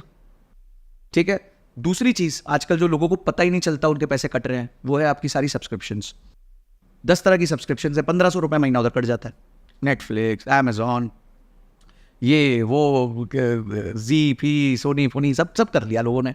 क्यों? क्योंकि मैच देख रहा था, उस महीने का करो ना। फिर वर्ल्ड कप देखना तो तब उसने डिज्नी हॉटस्टार कर लो, फिर अगले मत करो। डिज्नी हॉटस्टार भी आपको ये विकल्प देता है। तो यहां पे लोग 18,000 रुपये नहीं बचा पाए। ठीक है। तीसरी चीज है, बेसुध होके स्विगी और जोमेटो से खाना मंगा रहे हैं। घर पे बैठे सर क्या हो रहा है, बोर हो रहे थे सर। अच्छा फिर क्या किया, एक मैंने वो मंगा ली, क्या कहते हैं, आइसक्रीम मंगा ली। क्यों? बोर हो रहा था। तो भाई तेरे तो लग गए ना 350 रुपये। ट्रू। 350 रुपये वो करके अगर तूने 10 बार भी मंगा ली तो 3,500 रुपये खोटे कर लिए। 3.5 इंटू कर ले 12, 42,000 रुपये होते हैं। तो एक ही बच्चे को जो रो रहा था, मैंने उसकी बैलेंस, उसी की P&L में से 1 लाख रुपए निकाल के दे दी। मतलब ये तेरे 1 लाख रुपए जा घूमना जो। तो yes, you live only once. Yes, you should enjoy, but your budget and your vision needs to be the same. आपका विजन है घूमना, आपका बजट नहीं बता रहा मेरे को कि आपका विजन घूमना है। वाओ, आप कहाँ खर्च करते हो वो विजन से अलाइन ही होना चाहिए ना। That's beautiful. भाई आपसे समझो, वैसर सर आपने कहा कि भाई मैं लोगों को एजुकेट करना चाहता हूँ, जी, हर फॉर्म में एजुकेट करना चाहता हूँ। तो आपका इन्वेस्टमेंट कहाँ हुआ? एक स्टूडियो में हुआ, आपने हाईएस्ट क्वालिटी स्टूडियो बनाया। तो आपकी विजन और आपका स्पेंड मैच कर रहा है। सो ट्रू, है ना। So your vision and your budget has to be matched. उसी टाइम तब भी आप जिंदगी के, चाहे आप 15,000 रुपये महीना कमाते हो, आप फिर भी उस आदमी से ज्यादा लुफ्त उठा सकते हो जीवन का जो 2 लाख रुपए महीना कमा सकता है, क्योंकि आपको पता है आपका पैसा जा कहाँ रहा है। फिर आप अनरीजनेबल भी नहीं होते अपने पैसे के साथ। भाई ठीक है, मैं साल भर में इतना पैसा बचाऊंगा कि मैं ऋषिकेश का एक ट्रिप मार के आता हूँ। अब मेरी 30,000 तनख्वाह है तो मैं साल भर में इतना पैसा बचा लूंगा कि मैं दुबई का ट्रिप मार लूंगा। मेरी तनख्वाह 70,000 है तो मैं साल भर में इतना पैसा बचा लूंगा कि मैं साउथ ईस्ट एशिया का एक ट्रिप मारूंगा। तो इसमें कोई रूल है संजय जी कि इतना परसेंट, कुछ कोई स्टैंडर्ड है कि इतना परसेंट में आप SIP में लगाएं या इतना परसेंट इनकम का इन्वेस्ट होना चाहिए? ऐसा कोई स्टैंडर्ड है जिसको फॉलो कर सकते हो लोग? आप जितना जब यंग हैं तो राउंड अबाउट 25% आप अपना इन्वेस्टमेंट्स में लगाइए। तो अगर 100 रुपये कमा रहे हो तो 25 आप इन्वेस्टमेंट में लगाओ ही लगाओ। बिल्कुल डालिए। एक वो ना आपको डिसिप्लिन क्रिएट करके देगा। इंपॉर्टेंट मेरे लिए ये है कि आप एक डिसिप्लिन क्रिएट करो। आप ये समझो अगर आपकी 30,000 की तनख्वाह है तो आप ये समझो कि आपकी 22.5 की तनख्वाह है, गाड़ी यहां से चालू होगी 22.5 से चालू होगी। हाँ, अगर आपकी कोई ऐसी एक्सट्रीम सिचुएशन है जहां पे घर का कोई ऐसा बोझ है जो आपके एक लाइबिलिटी लिमिट में आता है, तो हाँ ठीक है, इस 25 को आप 15 करो। पर अगर आप एक रीजनेबली ओके स्टेटस में हो तो शुरू में आप 25% आपका डेफिनेटली इन्वेस्ट करो। अगर आपका समय सीमा ज्यादा है, आज आप 20 साल के हो और आप 40 साल 45 साल तक इन्वेस्ट कर सकते हो, तो थोड़ा ज्यादा contribution small and mid cap में डाल दो, क्योंकि स्मॉल एंड मिड कैप के ग्रोथ होने के चांसेस ज्यादा होते हैं। और बट शुरू में कभी कभी ऐसा होता है कि आपने गलत टाइमिंग में घुस गए, आपको तो पता नहीं था, मार्केट थोड़ा क्रैश कर गई, तो कभी कभी इंपैक्ट भी आ जाता है उसमें। जैसे मैंने स्मॉल एंड मीडियम कैप में फंड में डाला था पैसा 2016 सितंबर में। 2020 प्री कोविड वो जीरो था, मतलब देयर वाज नो रिटर्न 4 साल में, 3.5 साल में ओके, जीरो रिटर्न। अब 1 रुपए का रिटर्न नहीं था, एवरेजिंग हो रही थी। फिर जैसे कोविड आया तो 25% गिर गया, आज वो 200% ऊपर है। अच्छा क्योंकि मैंने SIP रोकी नहीं, वो आपने कंटिन्यूस रखी मैंने। आज वो 200% यानी 3 गुना हो चुका है मेरे इन्वेस्टमेंट का। तो ये एक लॉन्ग टर्म गेम है। कभी कभी स्मॉल कैप शुरू में आपको धोखा दे सकते हैं, तो इसलिए उनको 20 साल खेलना पड़ता है। 20 साल में वो आपको धोखा नहीं देंगे। तो जितना आपका होराइजन लंबा है, आपका गोल जितना लंबा है, आप अपने रिटायरमेंट के लिए कर रहे हो या आप अपने कोई कॉर्पस के लिए कर रहे हो, कुछ काम के लिए कर रहे हो, तो आप ज्यादा पैसा स्मॉल एंड मिड कैप में डाल सकते हो। फिर जो बचा हुआ पैसा, समझो आपने 50% स्मॉल एंड मिड कैप में डाल दिया, आप 20% 25% लार्ज कैप में डालो जो ट्रस्टेड कंपनीज है, और एक 10-20% आप जो बचा हुआ है वो उसमें डाल दो, इंडेक्स फंड में डाल दो जो पैसिव है। सो टोटल अगर 100 रुपये कमा रहा है तो एटलीस्ट 25% तक का व्यक्ति दिमाग में इन्वेस्टमेंट का लेके चले। बिल्कुल। और EMI का कितना लेके चले? कि आजकल तो हम देखते हैं कि 100 रुपये कमा रहा है, 80 EMI में जा रहा होता है। इतनी हालत में है लोग। तो वो देखिए मेरे हिसाब से आपका, अगर आप ब्रॉड स्पेंड, मैं 30,000 के आदमी को पकड़ता हूँ, ठीक है, एग्जाम्पल ले लीजिए। हाँ, 30,000 में से समझिए 7-1 रुपए वो इन्वेस्ट कर दे, ठीक है, 23,000 बचा। 23,000 में से 7-8 रुपए की वो EMI ले ले। अब वो EMI लेता है तो ऑब्वियसली 7-8 की EMI बहुत बड़ी EMI होती है। 7-8 में तो मतलब ऑलमोस्ट एक आईफोन और 1-2 चीज और ओन कर सकते हो। ठीक है, तो एक अच्छा लग्जरी चीज भी आपने देख ली है। और उसके अलावा जो 15-16 हज़ार है उसमें आप अपना खर्चा मैनेज करें, वो आपका बजट हो गया। अब देखिए आपके पास पाई तो उतनी ही है ना, इसलिए हम इसको प्रॉफिट्स फर्स्ट, मैंने अपनी कंपनी का नाम भी प्रॉफिट्स फर्स्ट रखा है। तो अप्रोच ही प्रॉफिट्स फर्स्ट होनी चाहिए कि इसमें आपने प्रॉफिट अपना पहले निकाल दिया जो आपको इन्वेस्टमेंट करनी है, that is your profit, that is your profit, वो आपका प्रॉफिट है पर जो आपने आज आपने उसको कंज्यूम नहीं किया। आपने ये डिसाइड किया कि इस प्रॉफिट को डिलेड ग्रेटिफिकेशन, मैं इसको बाद में कंज्यूम करूं, आज मैं इसको निवेश करूंगा। तो आपने 22-23 हज़ार जो बचा है उसमें से ही अब घर चलाना है, उसी में से EMI देनी है। अब वो आपकी तनख्वाह हो गई, आपकी तनख्वाह 23,000 है, तो 23,000 का 25% कितना हुआ? 5-6 हज़ार रुपए। तो 6,000 रुपए 7,000 रुपए तक आप अगर EMI करते हो तो आप स्ट्रेस में नहीं हो। तो जैसे कई लोग घर ले लेते हैं सपोज, जैसे इन्वेस्ट तो नहीं किया उसने, और ये क्वेश्चन बहुत से लोगों को रहता है कि सपोज मैं अहमदाबाद में रह रहा हूँ और 20,000 रुपये का रेंट दे रहा हूँ, और वही मैं सोचता हूँ कि इससे तो बेटर है कि मैं खुद का घर ले लूँ और उसके ऊपर 30-35 हज़ार की मैं EMI देना चालू कर देता हूँ। सो ये कहाँ तक एक लॉजिकल है डिसीजन कि नहीं है खुद का घर लेना, जिसकी वजह से अब आप 15-20 साल के लिए अपनी सैलरी का एक मेजर अमाउंट सिर्फ घर की EMI में दे रहे हैं, एंड आपके पास में अब कोई रिटर्न डायनामिक कुछ आ नहीं रहा है आपके पास में। तो मोस्टली तो मिडिल क्लास का कमर वही टूट जाता है जब वो अपना घर बनाता है, तो सारी सेविंग वेविंग सब कुछ लगा के अब 15-20 साल के लिए लॉक हो जाता है वो, कि अब मेजर चंक जो है वही जाना है उसका। राइट। तो ये किस हद तक सही डिसीजन है? मैं just to add on this, I think Nikhil Kamath कुछ समय पहले एक वीडियो में कह रहे थे कि खुद का घर नहीं लेना चाहिए या ऐसा कुछ, तो भी ही वाज सेइंग। तो इस पे अगर if you can give some. देखिए मैं खुद रेंट पे रहता हूँ, वहीं से स्टार्ट करूंगा। मैं अभी भी रेंट पे रहता हूँ। और आपका मैं इक्वेशन जो आपने बताया मैं आपको उसको थोड़ा और डिटेल करता हूँ। आपने बोला कि एक घर है 20,000 रुपये का रेंट है, तो यानी साल का 2,40,000 रुपये का रेंट है साल का। तो मोटा मोटी ये घर मेरे हिसाब से 80 लाख से लेके 1 करोड़ के बीच में होगा अगर आज इसको हम खरीदने जाएंगे तो करोड़ रुपए का घर हम पकड़ते हैं। अब मैंने करोड़ रुपए का घर खरीदा है, तो करोड़ रुपए पे सबसे पहले 12 लाख रुपए तो मुझे सरकार को देने हैं, 7 लाख रुपए की स्टैंप ड्यूटी देनी है, 5 लाख रुपए का GST देना है। अगर अंडर कंस्ट्रक्शन है तो GST देना, नहीं है तो एटलीस्ट स्टैंप ड्यूटी तो देनी ही देनी है, वो तो देनी है। ठीक है। तो अगर मैंने 6-7 लाख रुपए स्टैंप ड्यूटी दे दी और उस घर का भाड़ा 2.5 लाख रुपए था, 2,40,000 था, तो मेरे तो 2.5-3 साल तो सिर्फ स्टैंप ड्यूटी रिकवर करने को चले जाएंगे। राइट। ठीक है, पहला फटका यहाँ पड़ गया मुझे।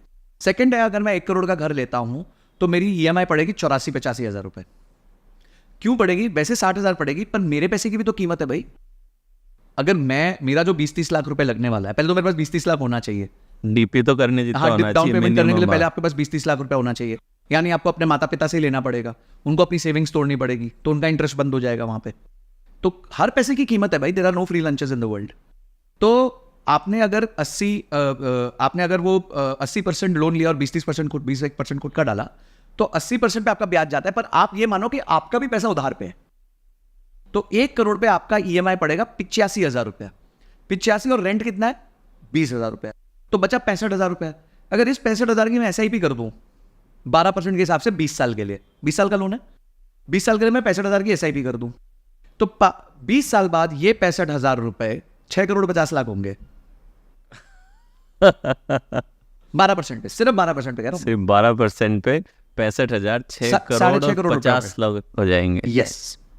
और उसके बाद आप उस पैसे में से महीने का 6.5 लाख रुपए निकाल सकते हो जिंदगी भर, क्योंकि बचा हुआ पैसा फिर भी कंपाउंड कर रहा होगा।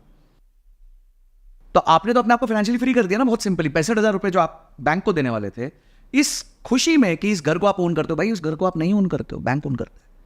आप उस दिन ओन करोगे जिस दिन आखिरी किस्त जाएगी। सिर्फ एक साइकोलॉजिकल है कि मेरा घर है, तेरा घर नहीं है, बैंक का घर है, तू बैंक के घर में रह रहा है। जिस दिन कुछ हो गया, तूने 3 EMI छोड़ दी, तो तेरे घर आके ये इसको तेरे को बाहर कर देंगे, और फिर इसकी कुड़की करके जो बचेगा पूछेगा तेरे को दे देंगे। बट उसी तरफ अगर तेरी SIP मिस हो गई, आपकी SIP मिस हो गई, तो you will not be penalised, because SIP is not a liability, EMI is a liability. मैं EMI को कुत्ते का पट्टा बोलता हूं। अब कुत्ते का पट्टा तो भाग नहीं सकता ना वो, तो आप भाग ही नहीं सकते, इतना ही भाग सकते हो 3 महीने तक, उसके बाद आप पकड़े जाओगे। तो इसलिए आप एक यंग बच्चे हो, 20-21 साल के हो, क्यों कुत्ते का पट्टा पहनना चाहते हो? एंजॉय करो। आप वही 85 हज़ार के घर को 20 हज़ार में रख, 65 हज़ार रुपये की SIP कर दो, आप 6.5 करोड़ के मालिक हो जाओगे। मालिक। अच्छा, घर है, घर तो बिकता नहीं आसानी से, कभी इलिक्विड हो जाता है, ये 6.5 करोड़ जब आपके पोर्टफोलियो में होंगे 20 साल बाद, तो आप राजा होगे, किंग। 40 साल की उम्र में 6.5 करोड़ रुपए रखे हैं आपके पास, तो आपका एक व्यवहार अलग हो जाता है, आपका तरीका अलग हो जाता है, आपका कॉन्फिडेंस अलग हो जाता है। जो कई लोग कहते हैं कि उस घर की वैल्यू बढ़ती है, व्हाट आपको इज दैट बेचना नहीं हो ना, आर्गुमेंट? आपको पर बेचना बेचने नहीं तो हो। वाले नहीं हो आप उसको। अच्छा, ना आप उसका बाथरूम बेच सकते हो, ना आप उसका टॉयलेट बेच सकते हो, ना आप उसका किचन बेच सकते हो कि आपको पैसे चाहिए। हाँ। म्यूचुअल फंड तो इतनी प्यारी चीज है कि आपको 6.5 करोड़ में से 6500 रुपए चाहिए कि भाई मेरे को आज 6500 की कमी होगी, तो आप 6500 बटन दबाओ, अगले दिन आपके घर पे 6500 आउट ऑफ 6.5 करोड़। अब मैं घर है, वो तो 6500 रुपए देगा नहीं ना मेरे को, उसके लिए मेरे को उधार लेना पड़ेगा, लोन अगेंस्ट प्रॉपर्टी। फिर तो से इंटरेस्ट जाए, फिर से इंटरेस्ट दो, इंटरेस्ट पे ब्याज। इंटरेस्ट दो। अच्छा, मजेदार बात बताता हूँ, 20 साल में आप जितना पैसा बोरो करते हो बैंक से, उसका डबल वापस करते हो। 20 ईयर्स का लोन 20 है, ईयर्स का अगर आपका लोन है तो आप यानी डबल इसमें वापस कर 1 करोड़ का लोन लिया है तो 2 करोड़ वो पे आप करेगा, वापस करने वाले हो। और उतनी तो घर की वैल्यू भी नहीं बढ़ने वाली देखिए, है। मैं कहता हूँ मैं कहता बढ़ हूँ भी बढ़ जाए गई। तो भी कुछ यूज नहीं आप यूज नहीं कर सकते, प्रैक्टिकल यूज कुछ नहीं है। प्रैक्टिकल यूज कुछ नहीं है। तीसरी चीज, आप बंद गए। आप आज अहमदाबाद रहते हो, आपको लगता है यार मेरे को बड़ी अपॉर्चुनिटी दिल्ली मिल रही है, तो आप फंस गए, आप फंस गए। अब आपको बेचना पड़ेगा, डिस्ट्रेस में बेचना पड़ेगा। तो और वो जो 7% सरकार को दिया था वो डूब गया, और वहां रेंट पे भी नहीं रह सकते और आप। वहां तो मतलब आपको तो डबल फटका हो गया ना। तो आपकी लिबर्टी को, आपकी मूवमेंट को, सबको ये घर रोकता है।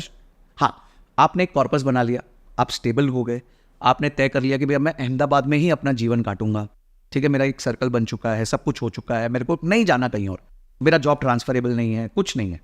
मेरा पापा ने बहुत अर्ली में बड़ौदा में घर बनाया, हम लोग ने बड़ौदा से स्टार्ट किया। अच्छा, हाँ, पापा ONGC में पहले काम करते थे, Okay. तो बड़ौदा में थे। तो पता है, मैं उनको ब्लेम नहीं करता क्योंकि उस टाइम पे ना और कोई विकल्प ही नहीं था, तो उन्होंने घर बना लिया। मकरपुरा करके एक जगह है वो बड़ौदा में, वहां पे घर बना लिया।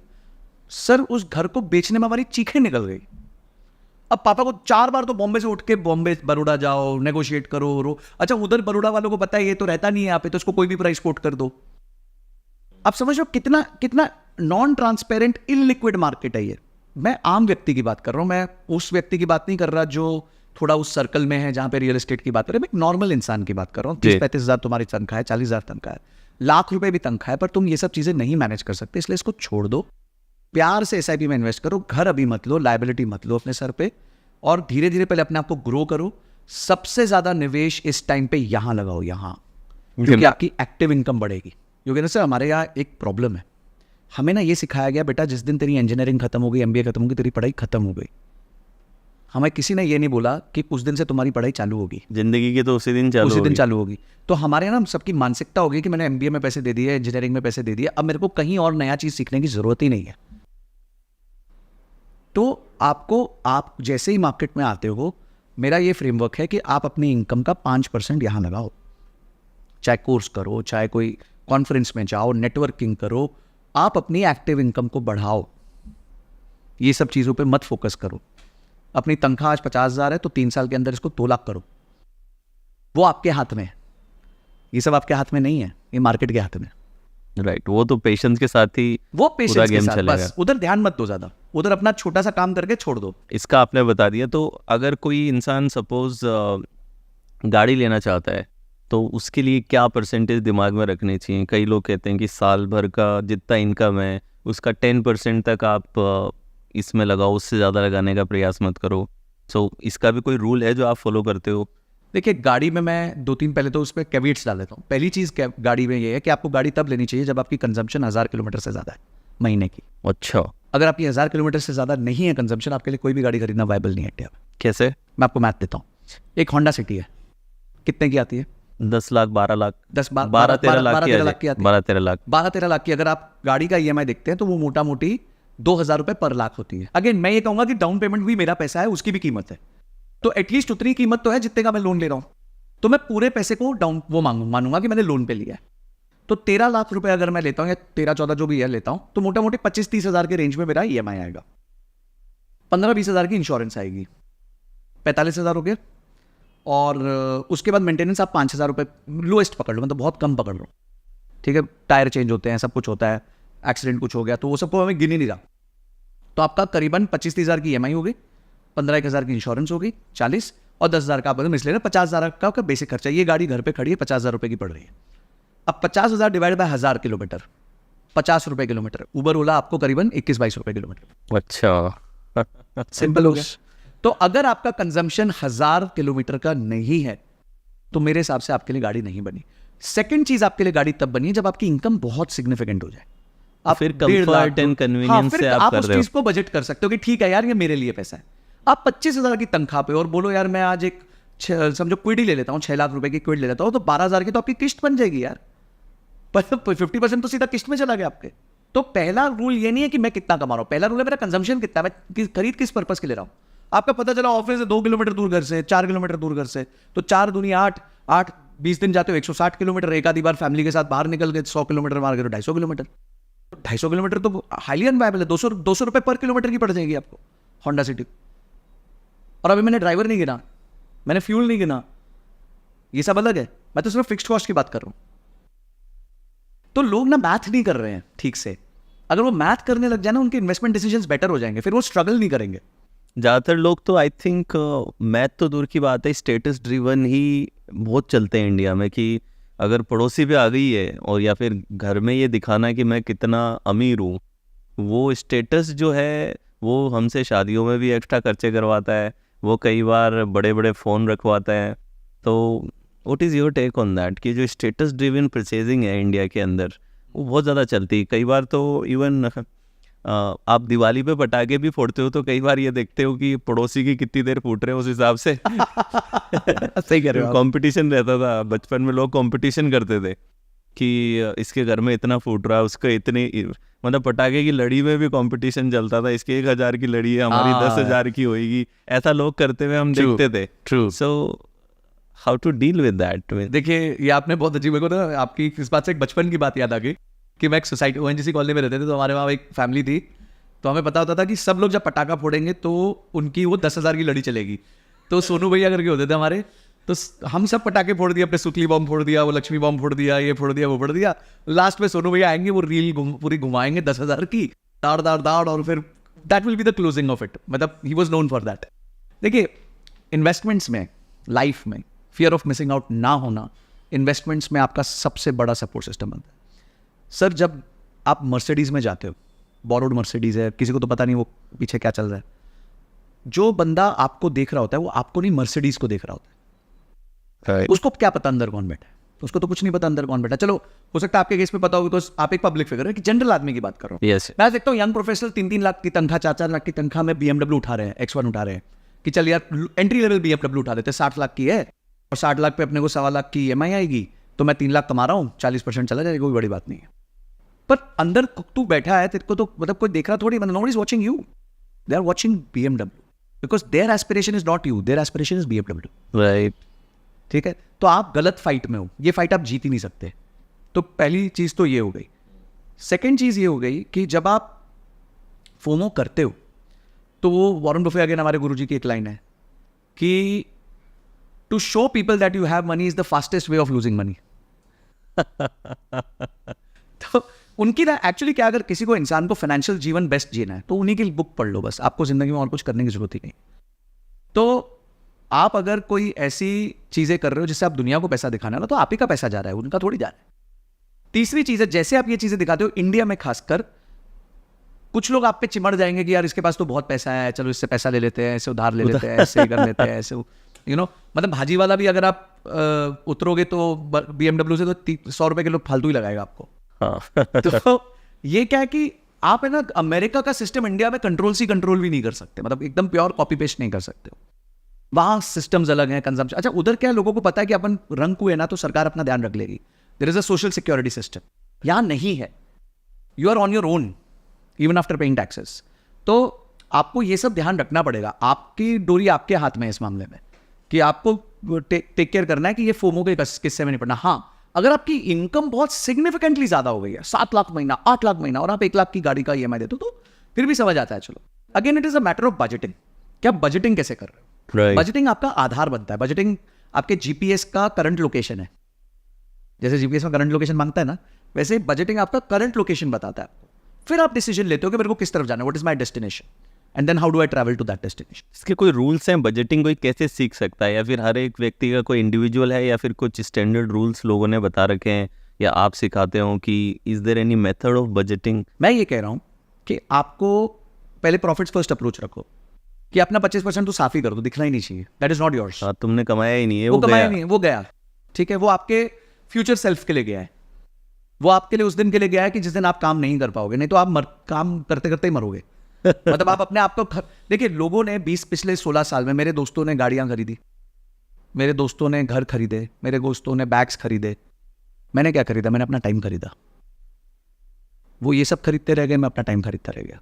तो आज मैंने अपना टाइम कंप्लीटली खरीद लिया, मैं फाइनेंशियली इंडिपेंडेंट हो गया। वो आज भी नौकरी कर रहे हैं, क्योंकि उनको 1.5 लाख रुपए की घर की EMI देनी है, 1.25 लाख रुपए की गाड़ी की EMI देनी है, 6 लाख कमाने के बाद भी शांति नहीं आती महीने की।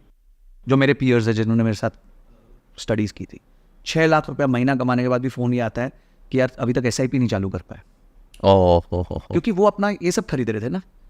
EMI दे रहे हैं तो ऐसा फिर कैसे देंगे? अब SIP कैसे करेंगे?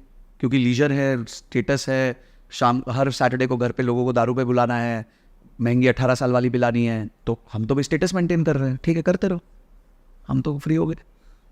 तो ये आपका माइंडसेट है। तो आपको पहले अपना माइंडसेट बिल्ड करना है कि what do you want in life? Do you want to be a slave and work all your life, और यू वांट टू से कि I will struggle for the first 10-15 years, first I will buy my own time and then I will do whatever I want. ये choice आपकी है, मेरी नहीं है। आपको लगता है नहीं जी I am very happy working till 70-80 for somebody else, करो, कोई प्रॉब्लम नहीं है, बढ़ाते रहो अपने एक्सपेंसेस जैसे जैसे आपके इनकम बढ़ रही है। तो ये पहली चीज होगी। बजटिंग में कोई ऐसा रूल नहीं है। बजटिंग में ये है, आप पहले अपने गोल्स को सेट करो कि मेरे को ट्रैवल करना पसंद है, तो ट्रैवल का बजट अलग करो।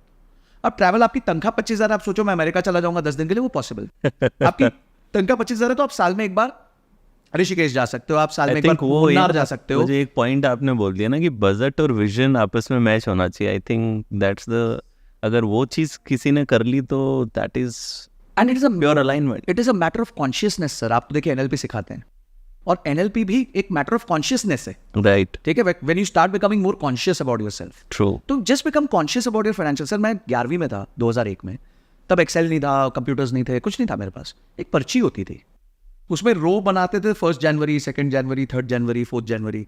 कॉलम में आता था कि आज खाना इतना खाया, बस का भाड़ा इतना दिया, ऑटो का भाड़ा इतना दिया, बुक्स इतने की खरीदी, बाहर मटर गश्ती इतने की कर ली, मूवी देख के आ गए। तो एक होता था दिन के अंत में, हाँ भैया 34 रुपये खर्च हो गए, ठीक है चलो। तो ये जो लिखने वाला काम है, क्या डेली बेसिस पे कितना आया कितना गया डेली मेंटेन करना चाहिए? बिकॉज कई लोग कहते हैं कि दैट्स नॉट अबंडेंस, आपको रोज का ध्यान नहीं रखना, लिखना नहीं चाहिए रोज का कितना गया कितना नहीं गया। What is your take on that? क्या every penny that we spend there should be documentation of it? मैं आपको एक सिंपल क्वेश्चन पूछता हूँ, रिलायंस आज क्या आपको खर्चा करता है, डॉक्यूमेंट नहीं करता? करता है। करना ही पड़ता है उनको, तो सरकार को दिखाना पड़ता है, इन्वेस्टर को दिखाना पड़ता है। हाँ। अगर आज उनके यहाँ 25 रुपए आधे लीटर का दूध आता है ना, वो भी लिखा होता है यस, मिसलेनियस एक्सपेंसेस में, राइट। और अगर आप उसको डबल क्लिक करोगे तो आ जाएगा कि दूध इतने का आया था, पनीर इतने का आया था, खाना इतने का आया था, ये इतने का आया था। तो क्या वो अबंडेंस में नहीं है? बिल्कुल अबंडेंस में है। कॉन्शियसनेस और अबंडेंस में दो थोड़ी अलग चीजें, राइट, आपका कॉन्शियस होना जरूरी है। This is a matter of pure consciousness. True. ये जो आपको बजटिंग है वो आपको कॉन्शियसनेस देता है कि भाई मैं खर्चा क्या करूं। मैं कम करने थोड़ी कह रहा हूं खर्चा, मैं कह रहा हूं पता, your vision and your budget should align. मेरा पॉइंट ये है, आप रोते रहोगे कि मैं ट्रैवल नहीं कर पा रहा, और आप यहाँ पे सिगरेट फूक रहे हो, या फिर आप सब्सक्रिप्शंस को पैसा दे रहे हो, या फिर आप गलत चीजों में पैसा डाल रहे हो, तो आपका रोना गलत है, because your vision and your expense are not matching with each other. It is only a matter of that. ये बोलना कि इतना मत सोचो पैसा कहाँ जा रहा है, I totally disagree with that, because every damn organisation in this country or this world who is abundant in nature is documenting every expense of theirs. So true. Apple भी कर रहा है, Apple की भी बैलेंस शीट निकलती है, ठीक है। Samsung भी कर रहा है, Google भी कर रहा है, Facebook भी कर रहा है, सब कर रहे हैं। तो वो abundant नहीं है क्या? बिल्कुल abundant है। अभी हमने टैक्सेस की बात की थी, तो अभी जस्ट बजट रिलीज हुआ है, तो आपका क्या टेक है ओवरऑल? अभी एक बहुत अच्छा पॉइंट आपने कहा कि कई बार जो सोशल सिक्योरिटी जैसे हमारे यहाँ पे नहीं है, तो जो टैक्सेस हमसे लिए जाते हैं और जो सर्विसेज एक सिटीजन को मिलती हैं, कितना गैप आप इंडियन टैक्सेशन सिस्टम में आप देखते हैं? और इस बार का जो बजट है वो क्या एक आम व्यक्ति के लिए बेनिफिशियल है? मैं इसको थोड़ा हाउस होल्ड से कंपेयर करता हूँ। फॉर एग्जाम्पल, किसी का घर है और उस घर में 32 लाख की कमाई है साल की, और 48 लाख का साल का खर्चा है, तो पापा कैसे एक्ट करेंगे? तो खर्चे कम करेंगे, यस, ठीक है, बाहर नहीं जाने देंगे आपको, आपके फ्रिल्स को कम करेंगे, हाँ पहले तो उधार लेंगे कहीं से कि बच्चा वो 16 कवर करे, हाँ यस ठीक है, या घर में कोई असेट होगा तो बेचेंगे, कोई ज्वेलरी बेचेंगे। राइट। तो सरकार का भी यही हाल है, उनकी 32 लाख करोड़ की कमाई है, 48 लाख करोड़ का खर्चा है। तो वो तो कहाँ मम्मी से लाएं? नाराज है कि मम्मी बोल रही बेटा खर्चे नहीं निकल रहे करके। तो वो 16 लाख करोड़ पहले तो उनमें से वो डिसाइड करेंगे कि कितना उधार लूंगी, कितना PSU के शेयर बेचूंगी। तो हम इस स्थिति में आ कैसे गए? ये ना देखिए, सालों साल से जो प्रॉब्लम चल रही है कि हमारे एक्सपेंसेस आर ग्रेटर देन हमारी आमदनी 18 नहीं है, खर्चा रुपये है। तो आमदन देखिए, अब घर में 4 बच्चे हैं, दे आर कॉन्ट्रीब्यूट, उसमें से 2 बच्चे कॉन्ट्रीब्यूट कर रहे हैं 32 लाख, या एक बच्चा कर रहे हैं उस 32 लाख में, बाकी 3 निकल रहे हैं। तो जब बजट में प्रॉब्लम आएगी घर में, तो प्रेशर किस पे डाला जाएगा? जो कमा रहा है उसी पे तो डाला जाएगा, बेटा तू और कमा के लिया थोड़ा, ये 3 तो निठल लें, इनसे क्या आप अपेक्षा करें? So true. तो यही हो रहा है, आपके 80 करोड़ लोगों को आज अनाज सरकार दे रही है, खिला रही है, और आप और मैं कमाऊ पूत हैं, या हमारे जैसे कुछ कमाऊ पूत हैं, तो हमें बोल देते बेटा थोड़ा यार तू देख ले यार, तू 10% LTCG की जगह 12.5 दे देना यार, है ना, या तो तू शॉर्ट टर्म 15 की जगह 20% कर देना। वो तेरे को एक बेनिफिट दिया था ना इंडेक्सेशन का, वो इस बार नहीं दे पाएंगे अब हम। तो वो तो मतलब कमाऊ पूतों से तो उम्मीद करेंगे, और किससे करेंगे? तो हमारे से उम्मीद की जा रही है, हमारे को करना पड़ेगा। चॉइस मतलब हमारे पास चॉइस नहीं है इसमें कोई, और बहुत समय तक नहीं रहेगी, मैं आपको बोल रहा हूँ। अगर कोई ये सोच रहा है कि ये स्थिति अगले 4-5 साल में टोटली रिवर्स हो जाएगी, I doubt. I think this will be very long live, because मैं आपको सिंपल एग्जांपल देता हूँ। पिछले साल 45 लाख करोड़ का खर्चा था, इस साल 48 लाख करोड़ का खर्चा, 3 लाख करोड़ ज़्यादा खर्चा होगा इस साल का। 7% 8% से आपका कॉस्ट ऑफ मतलब living, cost of running the country is increasing by 7 to 8%, and people are getting more fired now because AI आ गया है, तो जॉब्स और कम हो रहे हैं। सरकार को जॉब्स के लिए बहुत प्रेशर है कि भाई जॉब्स क्रिएट करो।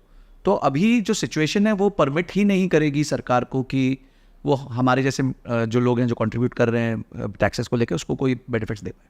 तो इसलिए मैं कोई नाराज नहीं होता, कोई दुखी नहीं होता।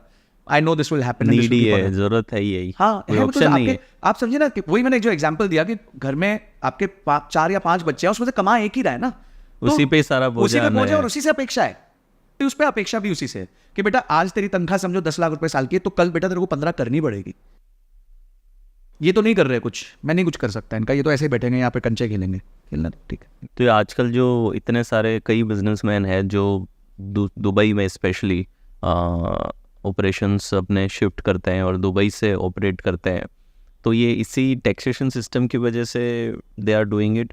अगर आप कुछ इसमें कैलकुलेशन दे सकें कि सपोज़ कोई व्यक्ति 1 करोड़ रुपया एक कंपनी प्रॉफिट बनाती है इंडिया में, और वही सेम 1 करोड़ अगर दुबई में बनाती है, तो इन हैंड फाइनली किसके पास कितना रहने वाला है? If you can give some calculation. देखिए मैं इसका ब्रेक इवन पॉइंट आपको दे देता हूँ। जी। अगर आप महीने का 25 लाख से ज़्यादा कमा रहे हैं तो Dubai will be favourable for you.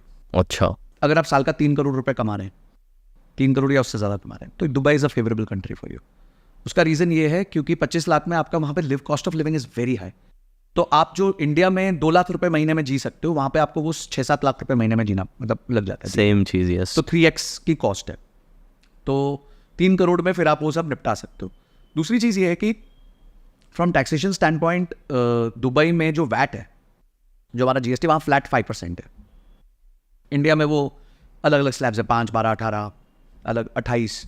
In terms of business taxation I think वहाँ पे करीबन $1 लाख के आसपास तक आपको बिजनेस टैक्स नहीं देना पड़ता, और उसके बाद भी अगर बिजनेस टैक्स देना है तो सिर्फ 9% देना पड़ता है, कॉर्पोरेट टैक्स। कॉर्पोरेट टैक्स जिसे कहते हैं। Yes yes. जो यहाँ 0 से स्टार्ट हो जाता है और आपको मिनिमम 25% देना पड़ता है, और अगर आपकी रेवेन्यू 400 करोड़ से ज़्यादा है साल का तो आपको 33% देना पड़ता है। तो ये इंडिया का मतलब जो है डिफरेंस है। तो obviously India is a very high tax regime. अगर आप 100 रुपये का रेवेन्यू करते हैं तो मोटा मोटी आपके पास सरकार के पास मोटा मोटी उसमें से 20-22% चला जाता है, टैक्स और इनकम टैक्स मिला के। मैं एक एवरेज स्थिति में आपको बताता हूँ। ओके। तो अब 88 जो आपके पास 78 रुपये बचते हैं, उस 78 रुपीज़ में से आपको अपना घर चलाना है, सब करना है, तो वो आपका मैथ होता है। सिर्फ 20-22 ही जा रहा है, कई लोग तो कहते हैं कि 48 तक चला जाता है। मैं बिजनेसेस के बारे में बात कर रहा हूँ, अच्छा। बिजनेसेस को कॉस्ट को बेनिफिट मिल जाता है ना, तो जो सैलरीज दे रहे हैं, गाड़ी चला रहे हैं, ये सब कर रहे हैं, तो उसका उनको बेनिफिट मिलता ही जैसे है। कोई सिर्फ सर्विस इंडस्ट्री में अगर हम एक एम्प्लॉई हैं, सपोज कोई सर्विस इंडस्ट्री में सिर्फ है, हाँ, तो उसको जैसे GST भरना पड़ रहा है, मगर उसको कोई क्रेडिट नहीं मिल रहा है GST का, तो वो भी उसकी उसकी कॉस्ट हो गई। तो उसके ऊपर तो 18% और चला गया। हाँ बिल्कुल और प्लस जो अगर वो 20 लाख से ऊपर वाली स्लैब में है, हाँ तो उसको उस वहाँ हाँ, और अगर वो 4 करोड़ से ऊपर वाली स्लैब में तो 40% तो उसका वो हो जाता है इनकम टैक्स। तो देखिए टैक्स तो इंडिया में ज़्यादा है, टैक्स तो इंडिया में बहुत ज़्यादा है, नो कोई डाउट ही नहीं है, पर इसके कम होने के चांसेस भी नहीं है। बट द सिचुएशन अच्छा हुआ आपने ये बताया, because many people are not aware of this कि what is the reason why they are doing it, Yes. Because they are also trapped, they have no मैं देखिए चॉइस। मैं क्लियर करना चाहता हूँ, कुछ लोगों ने मेरे को पिछले कुछ एक पॉडकास्ट में थोड़ा लिखा कि आप मोदी समर्थक हो। मैं मोदी समर्थक नहीं हूँ, मैं आपको सिचुएशन बता रहा हूँ। आप अपेक्षा नहीं कर सकते, मैं डिफेंड नहीं कर रहा हूँ उनको। आप जो सिचुएशन, भाई मैथ तो मैथ है ना सर। भाई अगर मैं परिवार के एग्जाम्पल से बताया कि 32 लाख परिवार कमा रहे हैं, 48 लाख खर्च कर रहे हैं, तो पापा तो स्ट्रिक्ट होंगे, कुछ कर ही नहीं सकते पापा ने, तो घर तो खत्म हो जाएगा किसी भी दिन। राइट, जबकि वो भी जानते हैं उनके फेवर में नहीं करेगा काम। दे आल्सो नो दैट आज इट्स तो नॉट जीना है ना, we have to live today to fight tomorrow. तो आज अगर हम जीते रहेंगे, और अपेक्षा किससे करेंगे, जो कमाऊ पूत है, क्योंकि बाकी चार तो नहीं कमा रहे। फाइनेंशियल स्ट्रेस को डील करने के लिए क्या करते हैं? बिकॉज अल्टीमेटली हम कितना ही गेम को समझते हो, बट कई बार प्रेशर एक्सपीरियंस हो सकता है, या फिर आपके पास लोग इतने कंसल्टेंसी में आते होंगे। सो फाइनेंसिस की कमी की वजह से कितना स्ट्रेस में लोग जाते हैं, और क्या वो कोप अप कर सकते हैं उस स्ट्रेस को हैंडल करने के लिए? देखिए अगेन मैं अपने हमारे इस संवाद से ही कुछ चीज़ों का इसमें बहुत सिंपल आंसर है। फर्स्ट है अपना कॉन्शियसनेस लेके आओ, अपनी बजटिंग लेके आओ। मैं इसका ना एक 4 स्टेप फ्रेमवर्क देता हूँ। पहला स्टेप है budgeting, to be aware of where you are right now. तो आपको पता चल जाएगा कि आप खर्चे किस पे कर रहे हो, कहाँ कर रहे हो, where is your money going. At least exact आपको पता होना चाहिए आपकी फिक्स बिकॉज कितनी है, वेरिएबल कितनी ये एक ऐसा पॉइंट है संजय जी कि मैक्सिमम मैंने देखा कि घरों को ये पता ही नहीं होता कि एग्जैक्टली पैसा कहाँ जा रहा है। घरों छोड़ो, बिजनेसेस को नहीं पता होता। यस, घर वाले तो फिर भी बोलते हैं चल ठीक है चल रही है, हाँ, मतलब चल रही है ठीक है, ऐसे कोई प्रॉब्लम नहीं। बिजनेसेस को ही नहीं पता। मैं तो बिजनेसेस में सबसे पहले जाके ये, मेरा पर्सनल फाइनेंस और बिजनेस फाइनेंस में यही फ्रेमवर्क रहता है, फर्क नहीं पड़ता फ्रेमवर्क में। पर देखिए इश्यू कॉन्शियसनेस का। बहुत कम मैंने व्यापारियों को भी देखा है कि अगर मैं उनसे पूछूं कि आपका बजट क्या है, आपका फिक्स कॉस्ट का ब्रेकअप क्या है, आप कितना वेरिएबल कॉस्ट कर रहे हो, कितना प्रॉफिटेबिलिटी कर रहे हो, जीपी कितना है, एबिटा कितना है, प्रॉफिट बिफोर टैक्स कितना है, नेट प्रॉफिट कितना है, तो नहीं पता होता लोगों को। जबकि they're running an enterprise of 100 crore rupees revenue, 200 crore rupees revenue, नहीं पता होता। And I don't blame them, ठीक है, उन्होंने आज तक इस बारे में ज्यादा सोचा नहीं। पर फिर आप स्ट्रेस में आते ही इसलिए हो क्योंकि आप कॉन्शियस नहीं हो, ठीक है। तो पहली चीज आप बजटिंग करो। सेकंड चीज आप इमरजेंसी फंड क्रिएट करो, ये बहुत जरूरी है। इमरजेंसी फंड भी सिंपल, मैं इसको एक एग्जांपल देता हूं कि जैसे एक सेस्ना प्लेन होता है, छोटा प्लेन, उसको लैंड करने के लिए मात्र 1 किलोमीटर का रनवे चाहिए।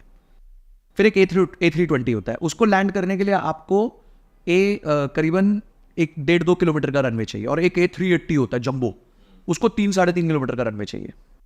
तो आप अगर सिंगल हो तो आप सेस्ना हो, तो आप 6 महीने का अपना, आपके पास कॉस्ट, आपके जो खर्चे हैं उसका 6 महीने का आपके पास FD में होना चाहिए। बस पहले दिन नहीं होगा, उसको बिल्ड करो, ठीक है। ठीक है। अगर आप A320 हो, यानी आप एक हस्बैंड वाइफ, तो आपके पास एटलीस्ट 9 से 10 महीने का होना चाहिए। और अगर आप एक पूरा परिवार हो, 2 बच्चे हैं, सब कोई है, तो आप 12 से 15, तब आप A380 हो गए, तो अब 12 से 15 महीने का आपके पास एक रिजर्व क्रिएट होना चाहिए। अब आपको ना कॉन्फिडेंस आ जाएगा कि यार मेरे पास एक रिजर्व है, कल को प्रॉब्लम हो गई तो कोई फर्क नहीं। और इस रिजर्व को कहीं नहीं डालना, चुपचाप FD में डालना है। कोई भी फाइनेंशियल इन्फ्लुएंसर आके बोले FD बेकार है, बोले थैंक यू सो मच, वो तो पैसा FD में ही होगा, ठीक है? इमरजेंसी फंड आपको नाम ही FD में इमरजेंसी रखना है, है। तो उसका काम रिटर्न्स कमाना नहीं है, उसका काम है इमरजेंसी में आना, ठीक ठीक है। तो ऑब्जेक्टिव क्लियर है उसका। हाँ, देखिए अपेक्षाएं क्लियर रखो, उसके बाद निवेश चालू होगा। अब तीसरा होता है इंश्योरेंस। आजकल देखिए life is very uncertain, health improvement cost are very high. Yes, आप एक प्रॉपर लाइफ इंश्योरेंस लो जो आपकी इनकम का 20 से 25 गुना है, और टर्म लो। ये यूलिप फुलिप ये सब मत लो, क्योंकि ये इतना करोगे तो 20 साल बाद पैसे वापस मिल जाएंगे, कुछ नहीं। प्योर टर्म इंश्योरेंस, मृत्यु के बाद क्या मिलेगा? हाँ बस, अगर बच गए तो गए वो पैसे, और खुश होना कि बच गए तो गए पैसे, ठीक है, अच्छी बात है। तो मतलब आप खुद मरो इसके लिए वो नहीं कर रहे हो कि मतलब चलो काश में मर ही जाता। तो आपने 20 to 25 टाइम्स आपकी इनकम का आपके पास इंश्योरेंस होना चाहिए। जी, सेकंड है, अगर आप एक परिवार है, अगेन एक हस्बैंड वाइफ बच्चे हैं, तो एटलीस्ट 10 से 15 लाख रुपए का फैमिली फ्लोटर का आपके पास वो होना चाहिए, हेल्थ इंश्योरेंस आपके पास। लोग है ना मैंने- यहाँ पे बहुत गलत करते हैं, 2 लाख रुपए की फैमिली फ्लोटर, जो अरे यार क्या होगा, क्या फर्क पड़ता है, नहीं boss, नहीं नहीं, लेके रखो। घर में चाहे आई आपको हुई 2000 साल के फालतू देने पड़े, चाहे आपको 4 सिगरेट दिन की कम फूकनी पड़े, प्लीज ये वाला काम करके रखो। तो ये हो गया BEI। और चौथा आई है इन्वेस्टमेंट्स, कि अब आप इन्वेस्टमेंट्स का भी जर्नी चालू रखो, ताकि आपके लॉन्ग टर्म गोल्स हैं, चाहे आपके बच्चों की शादी है, आपको खुद को पढ़ना है आगे जाके, फिर से डबल MBA करनी है, डबल कोई ग्रेजुएशन करनी है, आपको गाड़ी खरीदनी है, घर का डाउन पेमेंट करना है, आपको 20 साल बाद रिटायरमेंट पानी है, उन सब के लिए आप एक इन्वेस्टमेंट करो, बस सिंपल और मस्त रहो, स्वस्थ रहो। BEII, BEII, budget, emergency, insurance and investment. बस इससे ज़्यादा दिमाग नहीं लगाना ज़्यादा। इसके अलावा आप दिमाग का लगाना है एक्टिव इनकम बढ़ाने में। हाँ, ये सब कर दिया, आप सेफ हो गए, ठीक है। और ये सब करने में आपको पूरे महीने में 2 घंटा लगे, दैट्स इट। बस। उसके अलावा जो बाकी समय है वो आपके पर्सनल, आपके फैमिली रिलेशनशिप्स में, अपनी सेल्फ इम्प्रूवमेंट्स में, अपने एक्टिव इनकम को बढ़ाने में, हासिल करने में, डबल इनकम क्रिएट करने में, ये सब में जाना चाहिए। प्रॉब्लम क्या है, लोग यहाँ पे अपेक्षा फूल जलूल कर देते हैं, तो वो बेचारे मारे जाते हैं। दैट्स द बिगेस्ट प्रॉब्लम कि वो एक्सपेक्टेशन ही। बिल्कुल। आप मुझे बिल्कुल बताइए नहीं सर, है, yes. आपने पिछले 20 साल में, अगर मैं आपका एक 20 ईयर करियर पूछूं, एक क्वेश्चन रिवर्स कर देता हूँ, हाँ, तो आपने अपनी एक्टिव इनकम पे कितना फोकस किया और उससे क्या बेनिफिट मिला, वर्सेस आपने अपनी पैसिव इनकम पे कितना फोकस किया और क्या बेनिफिट मिला? मोस्टली तो एक्टिव इनकम पे ही फोकस किया। एक्टिव इनकम तो बहुत ड्रास्टिकली, ऑलमोस्ट ऐसा लगता है कि बहुत ज़्यादा एक्स हो गई है। और इन्वेस्टिंग मोस्टली, जैसे एक रेगुलर इन्वेस्टर, हमें क्या बचपन से सिखाया जाता है कि प्लॉट्स ले लो, हाँ, real estate। घर, रियल एस्टेट ले लो। तो मोस्टली इन्वेस्टमेंट्स उन्हीं जगहों पे मेनली किए, और बाकी कुछ म्यूचुअल फंड्स में किए, जिसमें 13-14% के रिटर्न मुझे आते हैं। पर वो मतलब मैं करके भूल गया हूँ, मतलब मैं उसमें कोई दिमाग नहीं लगा। दिमाग नहीं लगाता हूँ। जो मेरे मैनेजर हैं वो ही देखते हैं, बस कभी कभार आके बताते रहते हैं कि हाँ भाई ये हो रहा है, ये वो हो value रहा चल है, रही है। that's it। पर मैं अगर कहूँ तो आपने सबसे ज्यादा बेनिफिट आपके रिटर्न्स का हुआ है आपकी एक्टिव इनकम पे, ये मैं कह सकता हूँ। Yes yes. तो बस यही स्टोरी है सबकी, यही होनी चाहिए। अगर आप 100 रुपये कमा रहे थे आज 10 साल पहले, तो आप 10 साल बाद 10,000 कैसे कमाओ, 100x कैसे करो, उसको इस पे फोकस होना चाहिए ना, ये रिटर्न्स पे, क्योंकि वो आपकी गेम नहीं है, वो आपकी गेम नहीं है। मैंने बताया ना कि this is only one place जहाँ पे जितना कम आप इन्वॉल्व होगे उतना आप ज़्यादा पैसा कमाओगे। तो बहुत ही मज़ा आया संजय जी, इतना मस्त सिंपल तरीके से आपने इसको समझा। और आई थिंक इतना सिंपल समझा है कि लोगों का और जानने का इंटरेस्ट बनेगा कि ये, वरना लोगों को ना ये बोरिंग लगता है सब्जेक्ट की फाइनेंस। ऐसा नहीं कि इच्छा नहीं है लोगों में, बहुत से लोग सीखना चाहते हैं, बट कई बार कुछ इंटरेस्टिंग बना के कोई सिखाए तो लोगों का इंटरेस्ट और ज़्यादा बनता है। तो आई थिंक बहुत ही अमेजिंगली आपने लोगों को सिखाया। Thank you so And now we will move to the rapid fire. Sure. So let's go for the rapid fire. So now we will start rapid fire. Sanjay ji, ready? जी। Stocks or bonds? Stocks through mutual funds. What is your favorite financial book? मेरी favourite financial book है Bhagavad Gita. Bhagavad Gita. Yes. तो यार ये तो rapid fire है, but इसमें अगर आप एक्सप्लेन करें कैसे? क्योंकि मैंने जैसे बताया 90% माइंडसेट का गेम है, 10% स्किल का है। हाँ, तो भगवत गीता आपको माइंडसेट बिल्ड करने में सॉलिड हेल्प करती है। उसके अगर प्रिंसिपल्स आप इन्वेस्टमेंट्स में लगा लो तो आप कभी गलत नहीं हो सकते। उसके अलावा अगर नॉर्मल जो बुक अच्छी लगती है वो मुझे, I think the psychology of money is a brilliant book by Morgan Housel. बहुत ही ब्यूटीफुल, बहुत ही ब्यूटीफुल बुक लिखी हुई है।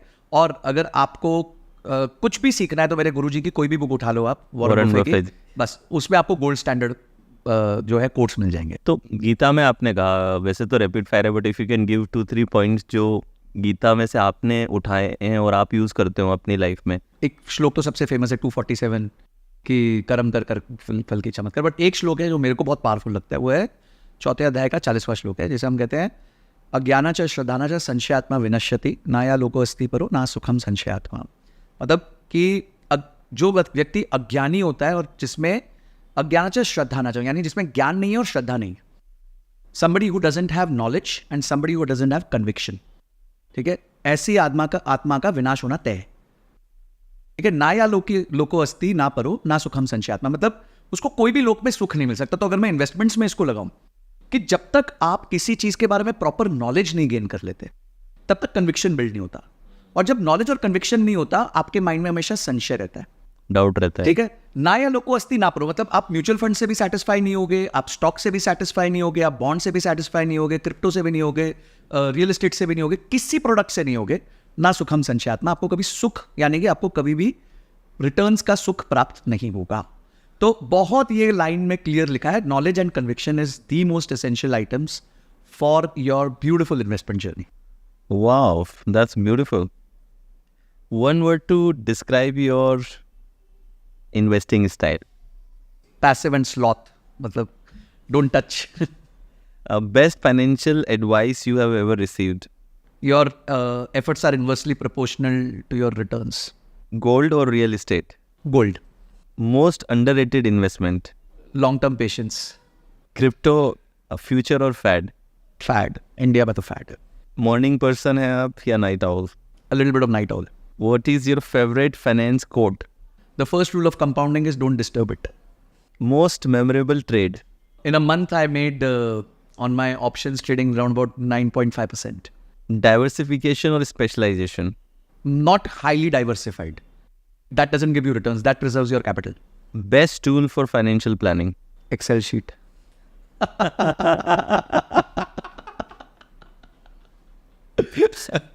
Wow, old is gold. Huh? Most influential financial guru? Warren Buffett. What is your favorite part being a finance coach? I can solve problems which have far-reaching effect. तो एक doctor होता है, वो एक मरीज को जब ट्रीट करता है, वो उस मरीज को ट्रीट करता है. मैं अगर किसी की फाइनेंशियल प्रॉब्लम सॉल्व करता हूँ, उस पूरे परिवार की प्रॉब्लम सॉल्व होती है. और अगर किसी बिजनेस की फाइनेंशियल प्रॉब्लम सॉल्व कर दूँ, तो उसके सप्लायर्स की, एम्प्लॉयज़ की, कस्टमर्स की, सबकी प्रॉब्लम सॉल्व होती है. तो I think what I do, God is kind on me कि he is chosen me to do things which have far reaching effect on people's lives. Because apart from this there is रोग और ऋण. इसके अलावा तो कोई बहुत बड़ा प्रॉब्लम है नहीं लाइफ में लोगों के. तो या तो रोग है या ऋण है. तो मैं ऋण का डॉक्टर हूँ, कुछ लोग रोग के डॉक्टर होते हैं. तो I think that is the most beautiful part of my. Beautiful, Sanjay ji.